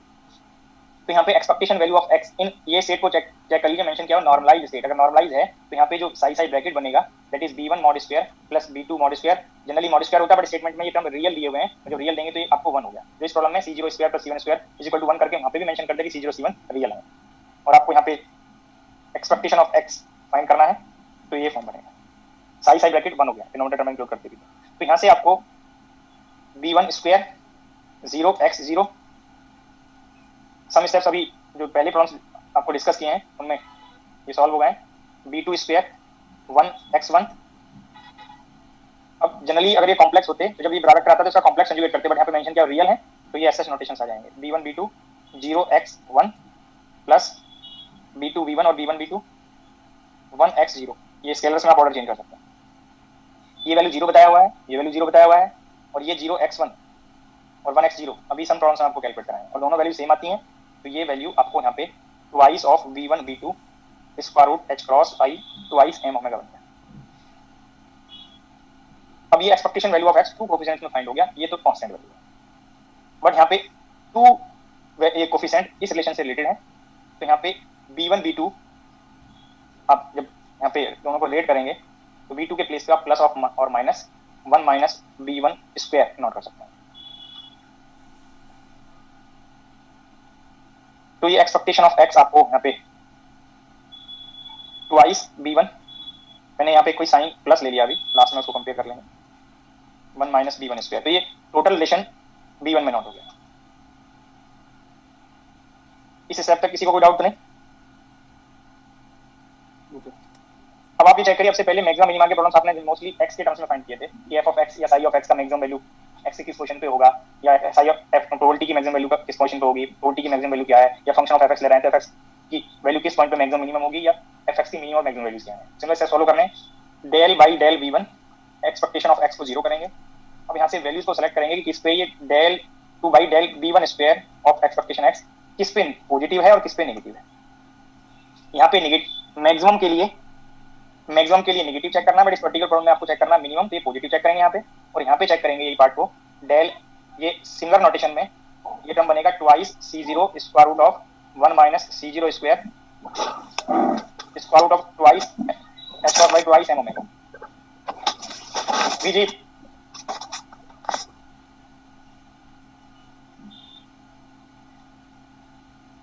यहाँ पे ये टर्म फॉलो करेंगे, ओनली नोटेशन चेंज है, स्टेप सिमिलर फॉर्म में आप अप्लाई करेंगे. यहाँ पे आपको चेक करना है कि किस वैल्यू पे नेगेटिव बनेगा. यहाँ पे मैक्सिमा के लिए है तो मैथमेटिकल स्टेप्स फाइंड कर सकते हैं, और जब फाइंड करेंगे तो यहाँ पे 2 वैल्यूज बनेंगी इस पार्ट से, ये कंडीशन को सेटिस्फाई करने के लिए कि b1 जब वैल्यूज चेक करेंगे तो यहाँ पे रिलेशन बनेगा इस कंडीशन के साथ और इस कंडीशन के साथ कि b2 और b1 में जो रिलेशन आएगा इसके डेरिवेटिव को 0 करने के लिए b2 plus minus of b1 these part के लिए. बट जब ये कंडीशन फॉलो करेंगे मिनिमम के लिए तो ये b2 is equal to minus b1 बनेगा, इस पे ये मिनिमम बनेगा, और यहाँ से जो c0 और c1 का रिलेशन है ये c1 is equal two plus c0 बनेगा. इट मीन्स अगर सेम साइन में आए तो ये मैक्सिमम बनेगा और डिफरेंट साइन में आए तो ये मिनिमम बनेगा. वो आप इससे चेक कर सकते हैं. अभी तो ये मेथड बताया जो आप मिनिमम और मैक्सिमम को ट्राई करते हैं, बट इस वैल्यू पे जाइए, इस फॉर्म पे जाइए और इस फॉर्म पे जाइए. इसी से एक स्टेप पहले जो फॉर्म आप नोट करेंगे यहाँ पे ये twice of c0 c1 square root of h cross by twice m omega. तो आप कंपेयर करिए, अगर ये दोनों सेम साइन में आ जाएं तो ये वैल्यू कंपेयर करें तो ये पॉजिटिव बन गया. अगर ये b1 b2 दोनों डिफरेंट साइन में आ जाएं तो ये वैल्यू नेगेटिव बनेगा, और पॉजिटिव और नेगेटिव में क्या वैल्यू मिनिमम बनेगी, जो नेगेटिव होगी. और क्या वैल्यू मैक्सिमम बनेगी, जो पॉजिटिव होगी। तो ये कंपेयर करके भी रिजल्ट को फाइंड कर सकते हैं। ये सर सभी को कंफर्म हुआ कि नहीं? ये प्रोडक्ट पे डिपेंड करेगा ये टर्म, और अगर दोनों b1 b2 सेम साइन में आ जाए, सेम साइन का मतलब दोनों प्लस प्लस हो जाए या दोनों माइनस माइनस हो जाए, तो ये प्रोडक्ट पॉजिटिव हो गया, और पॉजिटिव होने से ये पॉजिटिव क्वांटिटी मल्टीप्लाई कर रहे हैं, और एक बार आप कंपेयर करें दोनों डिफरेंट साइन में है, और जब डिफरेंट साइन में होंगे तो ये प्रोडक्ट नेगेटिव बनेगा। एक वैल्यू पॉजिटिव है, एक वैल्यू नेगेटिव है, दीस टू पार्ट से, तो आपको कंफर्म रहेगा कि नेगेटिव वैल्यू, ये नेगेटिव रिलेशन के लिए इट मींस डिफरेंट साइन में अगर वैल्यूज फाइंड होंगी तो ये जो एक्सपेक्टेशन ऑफ एक्स है वो नेगेटिव बनेगा, जो मिनिमम वैल्यू को रिप्रेजेंट करेगा, और दोनों सेम साइन में आएंगे तो ये पॉजिटिव वैल्यू बनेगी और जो मैक्सिमम वैल्यू को रिप्रेजेंट करेगा। बाकी ये कंडीशन को कंफर्म कर सकते हैं जब आप इसको यहाँ पे जीरो करके b1 की वैल्यू फाइंड करेंगे और यहाँ पे प्लेस करेंगे, तो b1 b2 के रिलेशन आपको पता चल जाएगा। अब ये कंडीशन को आप चेक करिए, ऐसा कंडीशन आपको डी ऑप्शन में दिया हुआ है। यहाँ पे इस प्रॉब्लम पे आइए 38 पे 8 के लिए, यहाँ पे आपको कोफिशिएंट और एक्सपेक्टेशन वैल्यू कंपेयर करना है। For what value of c0 is the expectation value of expectation of x maximum, और ऑप्शन में मैक्सिमम एक्सपेक्टेशन वैल्यू और c0 की वैल्यू को पूछा है। अब ये टर्म की वैल्यू 1 है और यहाँ पे रिलेशन c0 ले रहा है, तो ये c0 square plus c1 square में प्लेस कर दीजिए, c1 को c0 स्क्वायर कर दीजिए, और यहाँ से जब आपने फाइंड किया तो c0 square is equal to 1/2 बन गया। मैथमेटिकली c0 की 2 वैल्यूज बनेंगी, प्लस और माइनस 1/2, तो वहाँ पे जो वैल्यू ऑप्शन में कंपेयर करें तो ऑप्शन में ए और सी ऑप्शन में पॉजिटिव 1/2 दिया हुआ है, नेगेटिव 1/2 कहीं पे नहीं है। बी और डी ऑप्शन में 1/2 दिया है, तो 1/2 स्क्वायर के लिए करेक्ट है, बट c0 के लिए 1/2 प्लस और माइनस में करेक्ट है। और जब ये कोई वैल्यू प्लेस करेंगे तो जब c0 को आपने प्लस लिया, प्लस 1/2 लिया, तो c1 की वैल्यू माइनस 1/2 नहीं हो सकता, c1 की वैल्यू भी सेम साइन में आएगा, 1/2 होगा। जब c1 को माइनस 1/2 लेंगे तब c1 भी माइनस 1/2 आएगा विद दिस कंडीशन। और जब ये वैल्यू आप एक्सपेक्टेशन ऑफ x के रिजल्ट में प्लेस करेंगे, 2c0 c1, c0 की वैल्यू 1/2, c1 की वैल्यू 1/2, और h cross by twice m omega square root, ये वैल्यू को चेक कर लीजिए, ये डिनोमिनेटर वैल्यू √2 को एडजस्ट करेगा, expectation value maximum expectation value आपको फाइंड हो गया, h cross by twice m omega square root, c0 1/2, c option में करते हैं, थर्ड ऑप्शन करेक्ट बनता है। तो वो प्रॉब्लम एक साथ अगर आप कंपेयर कर लें तो वो प्रॉब्लम को आप चाहे सेपरेटली सॉल्व कर लें, मैथमेटिक्स रिपीट होगा, मैंने एक साथ आपको डिस्कस कर दिया। ये प्रॉब्लम मोर टाइम रिपीट हुआ है, तो आप नेट पेपर में चेक कर सकते हैं 5 और 8 के लिए, और आगे भी ये concept page number 43 problem number 8 statement read कर लीजिए, एक्सप्लेनेशन आपका सेम रहेगा। पेज नंबर 43 प्रॉब्लम नंबर 8, सभी स्टेटमेंट पढ़िए और ऑप्शन सेलेक्ट करिए।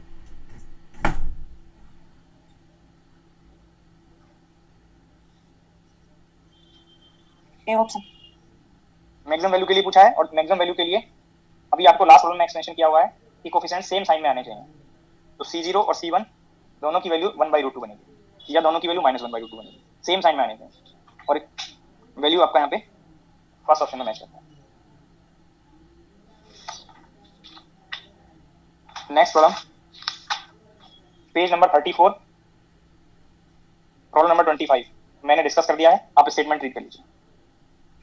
पेज नंबर 34 प्रॉब्लम नंबर 25,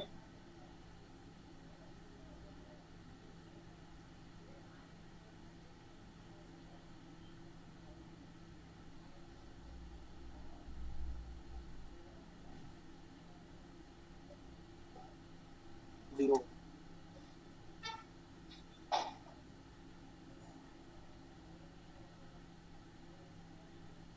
ये स्टेट में आपको expectation value t is equal to 0 पे expectation value of x find करना है।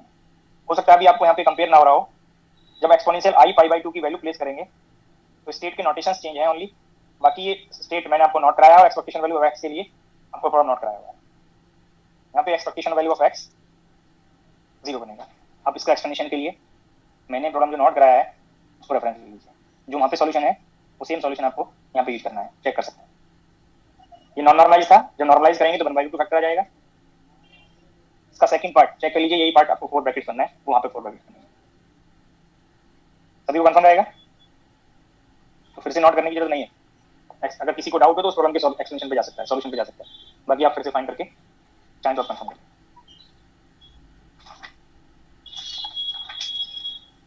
Next problem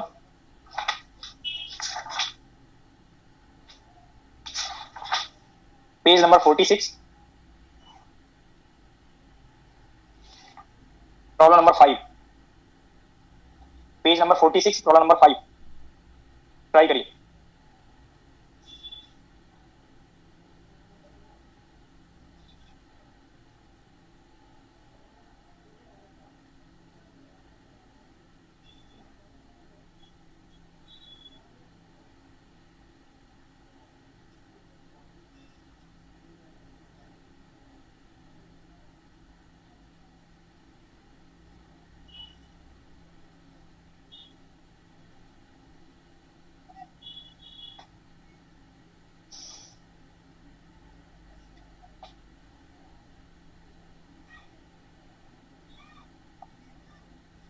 The harmonic oscillator has the wave function psi function of x at time t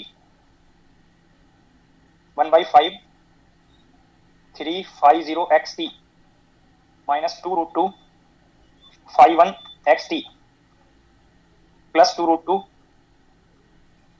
phi 2 xt.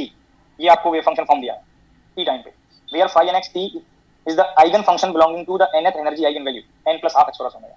These superposing terms are eigen function of energy for linear harmonic oscillator with energy expression n plus half h cross omega. अगर ये energy नहीं भी दिया होता तो आपको confirm होता. The expectation value of energy E for the state psi, इस स्टेट में आपको एक्सपेक्टेशन फाइंड करना है, तो we can use probability into eigen value sum over all state. और जो प्रोबेबिलिटी आपको यहाँ से इस टाइम वाले पार्ट से exponential I minus I term mod square जो करेंगे तो एलिमिनेट हो जाएगा टाइम डिपेंडेंट टर्म. और एनर्जी के लिए एक्सपेक्टेशन t इक्वल टू 0 पर डेटा टाइम t पे सेम बताया था. तो जो t इक्वल टू 0 की प्रोबेबिलिटी है जो यहाँ से मल्टीप्लिकेटिव फैक्टर से प्रोबेबिलिटी फाइंड होगा उसको आप यूज कर सकते हैं. एक बार जब भी लाइक दीस प्रॉब्लम्स हो जरूर क्रॉस चेक कर लें कि गिवन स्टेट नॉर्मलाइज है या नहीं, अदरवाइज नॉन नॉर्मलाइज वाला प्रोबेबिलिटी का एक्सप्रेशन आप यूज करेंगे. तो ये 9/25 8/25 8/25 तो 16 और 9 25/25 नॉर्मलाइज स्टेट है. तो फर्स्ट स्टेट प्रोबेबिलिटी 9/25 और energy h cross omega by 2. Next state probability 8/25 energy 3/2 h cross omega. Next state probability 8/25 energy 5/2 h cross omega. ये आप सिंपलीफाई कर लीजिए, आपको ऑप्शन में जो फॉर्म दिया है उनसे आप मैच कर सकते हैं.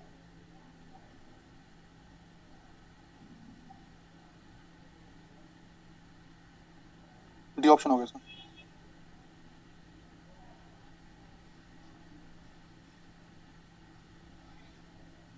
Next problem,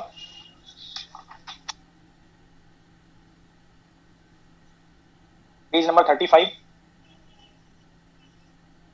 problem number 31, page number 35, problem number 31. Let A and A dagger respectively denote the lowering and raising operators of a one-dimensional simple harmonic oscillator. Let ket of n be the energy eigenstate of simple harmonic oscillator. Given that ket of n is also an eigenstate of operator A dagger, A product, the corresponding eigenvalue is. इस operator का ket of n eigen state है और eigen value find करने के लिए आप ket of n का operator को ऑपरेट करेंगे और ket of n के इनिशियल फॉर्म के स्टेट को रेफरेंस लेके मल्टीप्लिकेटिव कांस्टेंट को कंपेयर करेंगे. तो ये ऑपरेटर को ऑपरेट करना है. ए डैगर ये टर्म को ए डैगर स्क्वायर लिख सकते हैं या फिर से आप एसएच प्रोडक्ट नोट कर लें और ऑपरेट कर लें. इस ए को ket of n पे ऑपरेट करेंगे तो result square root n state change to n-1 और ये स्क्वायर रूट n नंबर है ऑपरेटर के लेफ्ट और राइट आप कहीं पे भी नोट कर सकते हैं. और फिर से इस ऑपरेटर ए को इस ket of n-1 पे ऑपरेट करेंगे तो स्क्वायर रूट n sh इस टर्म का स्क्वायर रूट n-1 और state change to n-2. Operators a dagger sh. अब स्क्वायर रूट n-1 sh. अब ए डैगर को इस स्टेट को ऑपरेट करेंगे तो जहां यहाँ पे स्टेट का नंबर है उसमें यूनिटी ऐड करेंगे और स्क्वायर रूट लेंगे. तो n-2 में यूनिटी ऐड किया तो n-1 स्क्वायर रूट और स्टेट चेंज होगा n-1. अब ए डैगर अभी भी यहाँ पे प्रेजेंट है. अब ए डैगर को फिर से ऑपरेट किया, ये बोथ टर्म सेम है और स्क्वायर रूट है तो स्क्वायर रूट एलिमिनेट हो गया. ए डैगर ऑपरेट किया तो इसमें यूनिटी ऐड करेंगे स्क्वायर रूट लेंगे तो स्क्वायर रूट n और state change to ket of n. तो after operating operator state same है और मल्टीप्लिकेटिव फैक्टर आइगन वैल्यू बनेगा. तो आइगन वैल्यू को आप यहाँ पे नोट कर सकते हैं. And corresponding eigen value square root n तो n eliminate square root eliminate हो गया n-1. ये ऑप्शन में सेलेक्ट कर सकते हैं. तो थर्ड ऑप्शन करेक्ट करेंगे.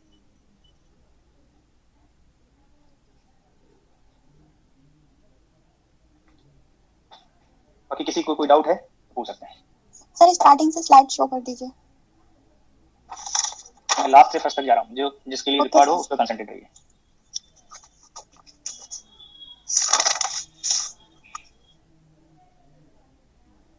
सर एक बार वही क्वेश्चन नंबर 5 एक बार लास्ट से थोड़ा समझा दीजिए.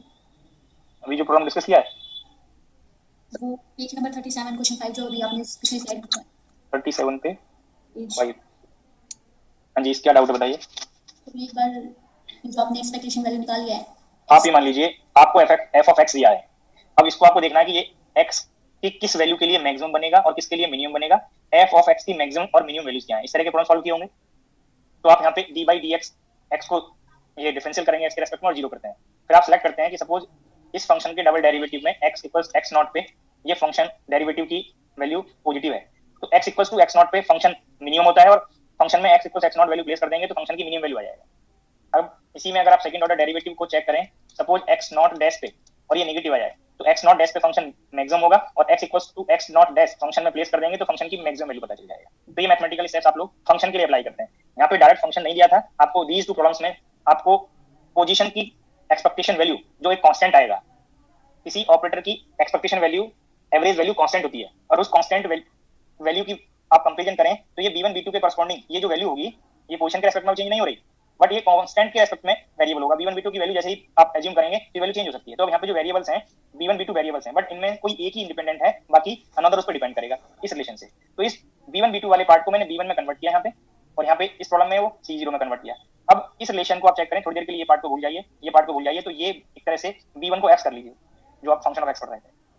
तो सिमिलर अप्रोच ही तो है, मैंने b1 पे इसको डिफरेंशियल किया, इसको सेकंड ऑर्डर डेरिवेटिव को चेक करने के लिए जब x को आपने 0 कर दिया तो आपको यहाँ पे दीज टू वैल्यूज बनेंगी इस कंडीशन और इस कंडीशन को यूज करके। अब एक बार डिफरेंशियल करके देख लीजिएगा इनको, जब डिफरेंशियल करेंगे तो बाई पार्ट्स डिफरेंशिएशन करना है क्योंकि टू डिफरेंट टर्म में b1 है।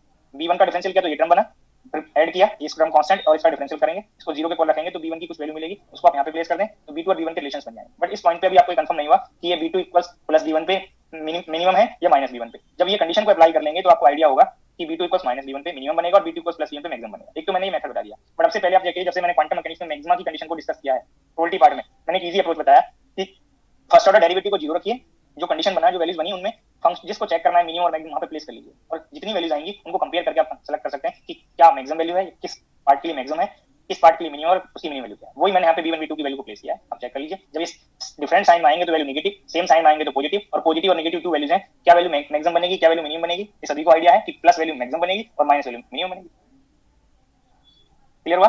Thank you. Question number page number 43 पे क्वेश्चन नंबर 5 जो भी करा था हमने, I think it's a back slide है। यस 43 पे क्वेश्चन नंबर 5। हाँ जी यस सर। तो यहाँ पे आपने ये जो लास्ट लाइन थी यहाँ पे आपने वन दिया ना, नॉर्मलाइजेशन पोइट्री के सारे नॉर्मलाइजेशन है, कंडीशन फॉलो करता है तो वन आ गया। इसे बोलिए क्या बोला सर आपने कहा था ना कि 1 हो जाएगा इसका डिनोमिनेटर यहाँ पे हाँ जी, नॉर्मलाइजेशन ब्रैकेट है जो ये कैटऑफ साइन नॉर्मलाइज है, ये आप हाँ चेक जी। कर लीजिए।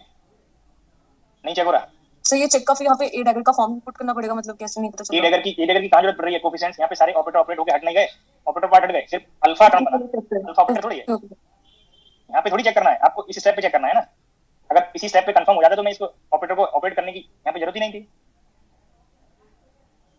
यस पाएंगे सर चेक या नहीं? Yes sir yes sir. वो सीधा दिख रहा है आपको, यहाँ से चेक करिए, ये इसका मॉड स्क्वायर किया तो ये एक्सपोनेंशियल अल्फा स्क्वायर बन गया मॉड में प्लस का, और ये टर्म माइनस अल्फा स्क्वायर है, दोनों मल्टीप्लाई करेंगे तो 1 हो जाएगा। Yes sir okay sir. मैं एक बार स्लाइड शो कर देता हूँ, कुछ स्टूडेंट्स को स्लाइड देखना है। सर एक चीज और ये बता दीजिए, जैसे पहले मैं स्लाइड दिखा दूं, नहीं तो फिर आप स्टूडेंट वेट करते हुए हट जाते हैं। अच्छा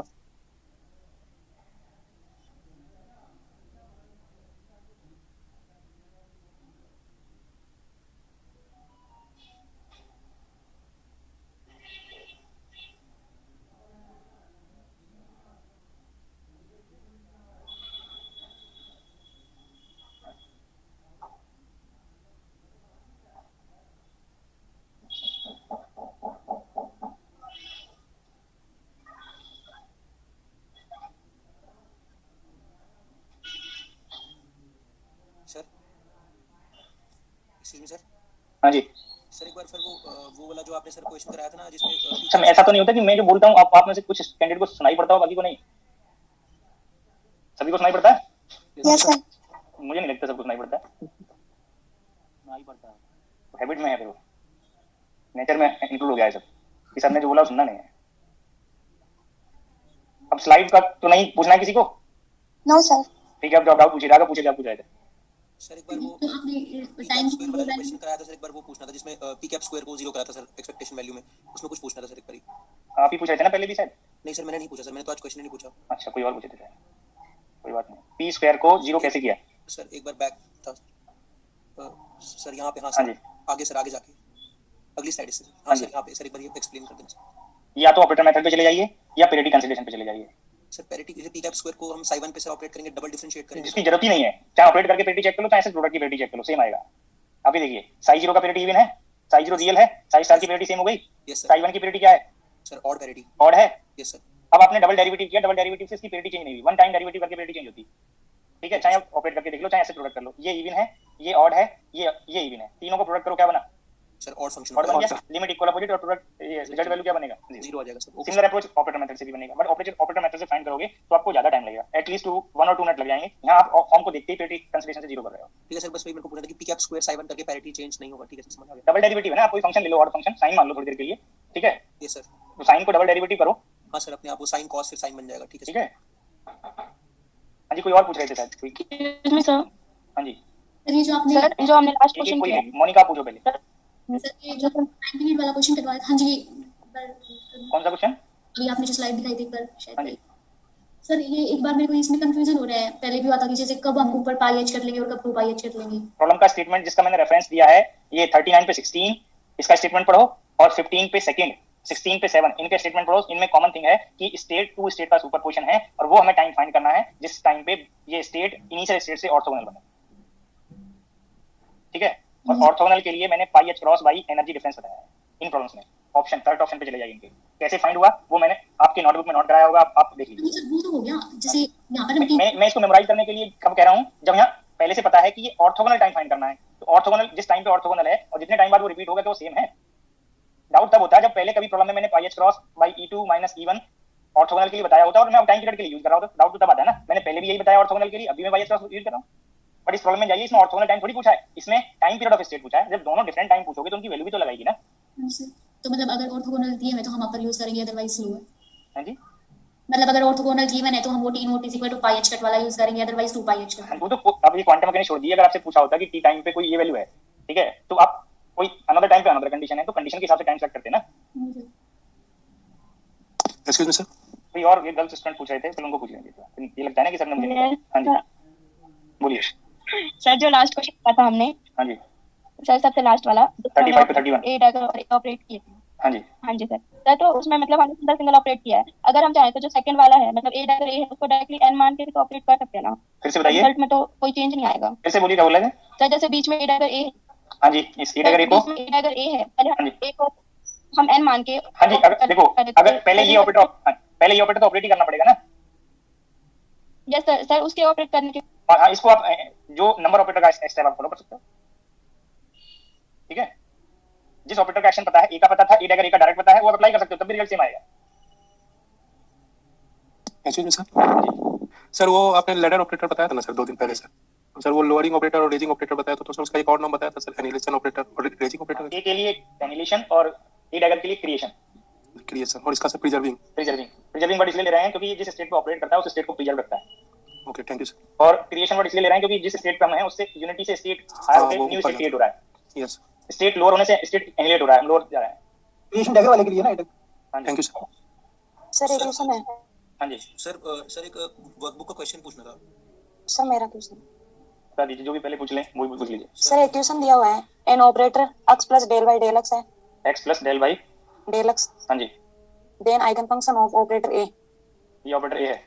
इन टर्म्स आइगन ऑफ फंक्शन, हाँ जी, eigen function of operator a हाँ जी, in terms of the eigen value alpha is given by, option दिए हुए हैं अल्फा की टर्म्स में है ना। हाँ, साई इज इक्वल टू। हाँ तो कोई बात नहीं, अब यहाँ पे ऑपरेटर का कंडीशन अप्लाई कर दो। सर ये ऑप्शन एक जैसे है तो हो नहीं रहा। एक जैसे मतलब पहले डिफरेंशियल इक्वेशन को सॉल्व तो करो। सर देखो तो सही, ऑप्शन तो सुनो। मैं ऑप्शन की जरूरत ही नहीं है, मैं आपको यहाँ बता दे रहा हूँ। देखो d psi by d x is equal to x minus alpha psi x, d psi by psi x minus alpha d x. अब इसको इंटीग्रल कर लो, कर लोगे? हाँ सर। अब ऑप्शन कंपेयर कर लेना वहाँ पे।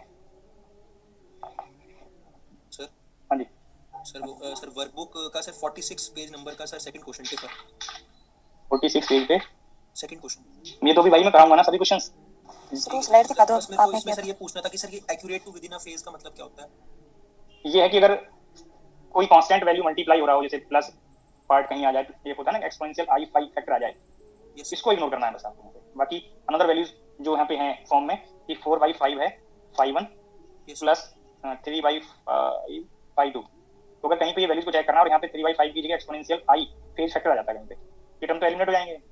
ओके सर, ठीक है, और 5 पार्ट को इग्नोर करके चलो। तो सर मतलब इसको मतलब फिर मैं कॉमन ले लें सर, अगर ये कहना चाह रहा होगा ना सर। जरूरत ही नहीं है, उसकी जरूरत ही नहीं है, स्टेटमेंट में पढ़ो जो फॉर्म दिया है टाइम, h/2 E1 - E2 सबसे पहले ऑर्थोगोनल के लिए बताया है मैंने। तो जो साई जीरो दिया ऑप्शन में ऑर्थोगोनलिटी इसके लिए चेक कर लो। सर उसके फिर मतलब जो जैसे हम टाइम के रिस्पेक्ट में जब ये फंक्शन लिखेंगे तो सर फर्स्ट पार्ट की जरूरत ही नहीं पड़ेगी भाई, एक स्टेटमेंट पढ़ते जाओ। गिवन स्टेट टू स्टेट का सुपरपोजिशन है, कंफर्म? Yes sir. अब ये Sai zero state T time के बाद जो ऑप्शन में स्टेट्स है उनमें कन्वर्ट हो रहा है इस गिवन टाइम पे। अब ये गिवन टाइम 4-5 क्वेश्चंस में यूज हो गया। अब इस चेक करिए, ये अभी एक कांसेप्ट बताया था phi h cross E2 - E1 बताया था या E1 - E2, तो ये भी तो सेम है। h क्रॉस को h/1 2 पाई लिखेंगे तो यही तो फॉर्म बन गया। तो हमें वो स्टेट देखनी है जो इस टाइम पे ऑर्थोगोनल हो जाए। ओके सर, तो ठीक समझ आ गया सर। ब्रैकेट चेक कर लो दोनों स्टेट्स का, एक ऑप्शन का स्टेट लो, एक पूरा गिवन मैं स्टेट। पूरा जब सर लिख रहे थे तो फिर ना वो कैलकुलेट नहीं हो पा रहा था एक टर्म, तभी फिर ऑब्जेक्टिव और सब्जेक्टिव में थोड़ा डिफरेंस होता है। Okay sir, thank you very much. बाकी देखो जो क्वेश्चंस मैंने डिस्कस कर दिए उनमें कोई डाउट हो तो डाउट में पूछें, या म्यूट हो जाइए पल्लवी, म्यूट हो जाइए। जो क्वेश्चंस बचे हैं जो मैंने डिस्कस नहीं किए, थोड़ा पेशेंस रखें जब तक मैं डिस्कस ना कर दूं, क्योंकि मुझे वो रिपीट करने पड़ते हैं, मैं टाइम जाता है। उतने टाइम में आप कुछ नया पूछ लें ज्यादा ठीक है, कि आपके डाउट पूछना है या कोई कंसेप्ट पूछना है वो ज्यादा ठीक रहेगा, क्योंकि वो तो आने वाले टाइम में वो पता नहीं है मुझे। तो ये शाम भी डिमोटिवेट होते हैं, पता नहीं क्या क्या होगा। आप लोग उसके लिए एक तरीका है जिनको आगे अपना खुद से ट्राई करना है। आपको टॉपिक पता चल गया कि मैंने कौन कौन से टॉपिक बता दिए, आप वो क्वेश्चंस खुद से सॉल्व कर लो कहीं पे भी, अपने रफ कॉपी में, अपने नोटबुक में। जिस पे डाउट हो उस पे HB पेंसिल से स्टार बना दो। थोड़े दिन पेशेंस रखो कि मैंने एक्सप्लेन किए या नहीं किए, उस टाइम पे अपना डाउट हटता है तो ठीक, नहीं तो उस दिन डाउट पूछ लो, ठीक है। जब मैं आपको कह दूं कि अब मेरा क्वांटम मैकेनिक्स का सिलेबस कंप्लीट हो गया और मैंने सारे क्वेश्चंस डिस्कस कर दिया, कोई क्वेश्चंस नहीं छूटे हैं, तो आप बताइए सर ये क्वेश्चन छूटा है, आपने नहीं बताया, मुझे बता दीजिए, ठीक है। सर हाँ जी, हाँ जी, सर आपने क्वेश्चन नंबर 5 पेज नंबर 37 पे करवाया हाँ जी। V1 V2 वाला, तो उसमें V2 equals to minus V1 नहीं आ रहा, इक्वल आ रहा दोनों। मैं डिफरेंशियल करूं? सर मैंने 3 बार चेक भी कर लिया।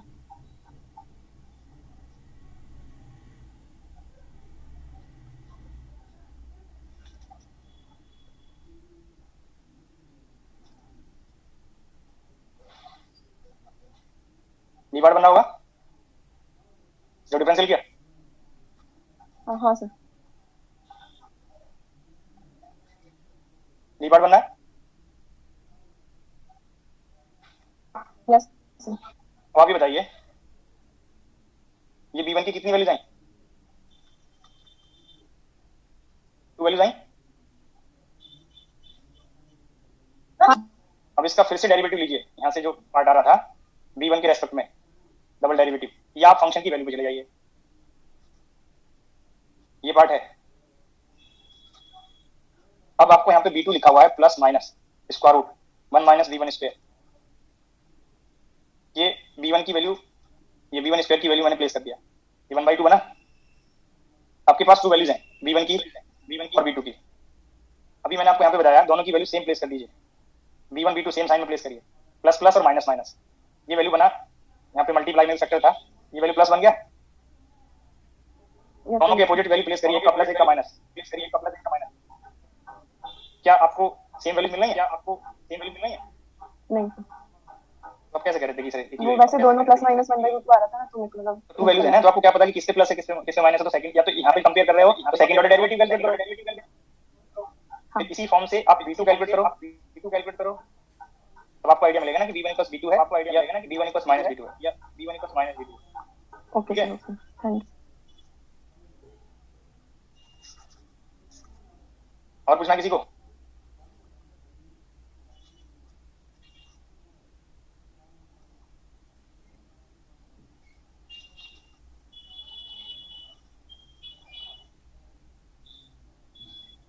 नहीं पूछना तो मैं एग्जिट करता हूँ।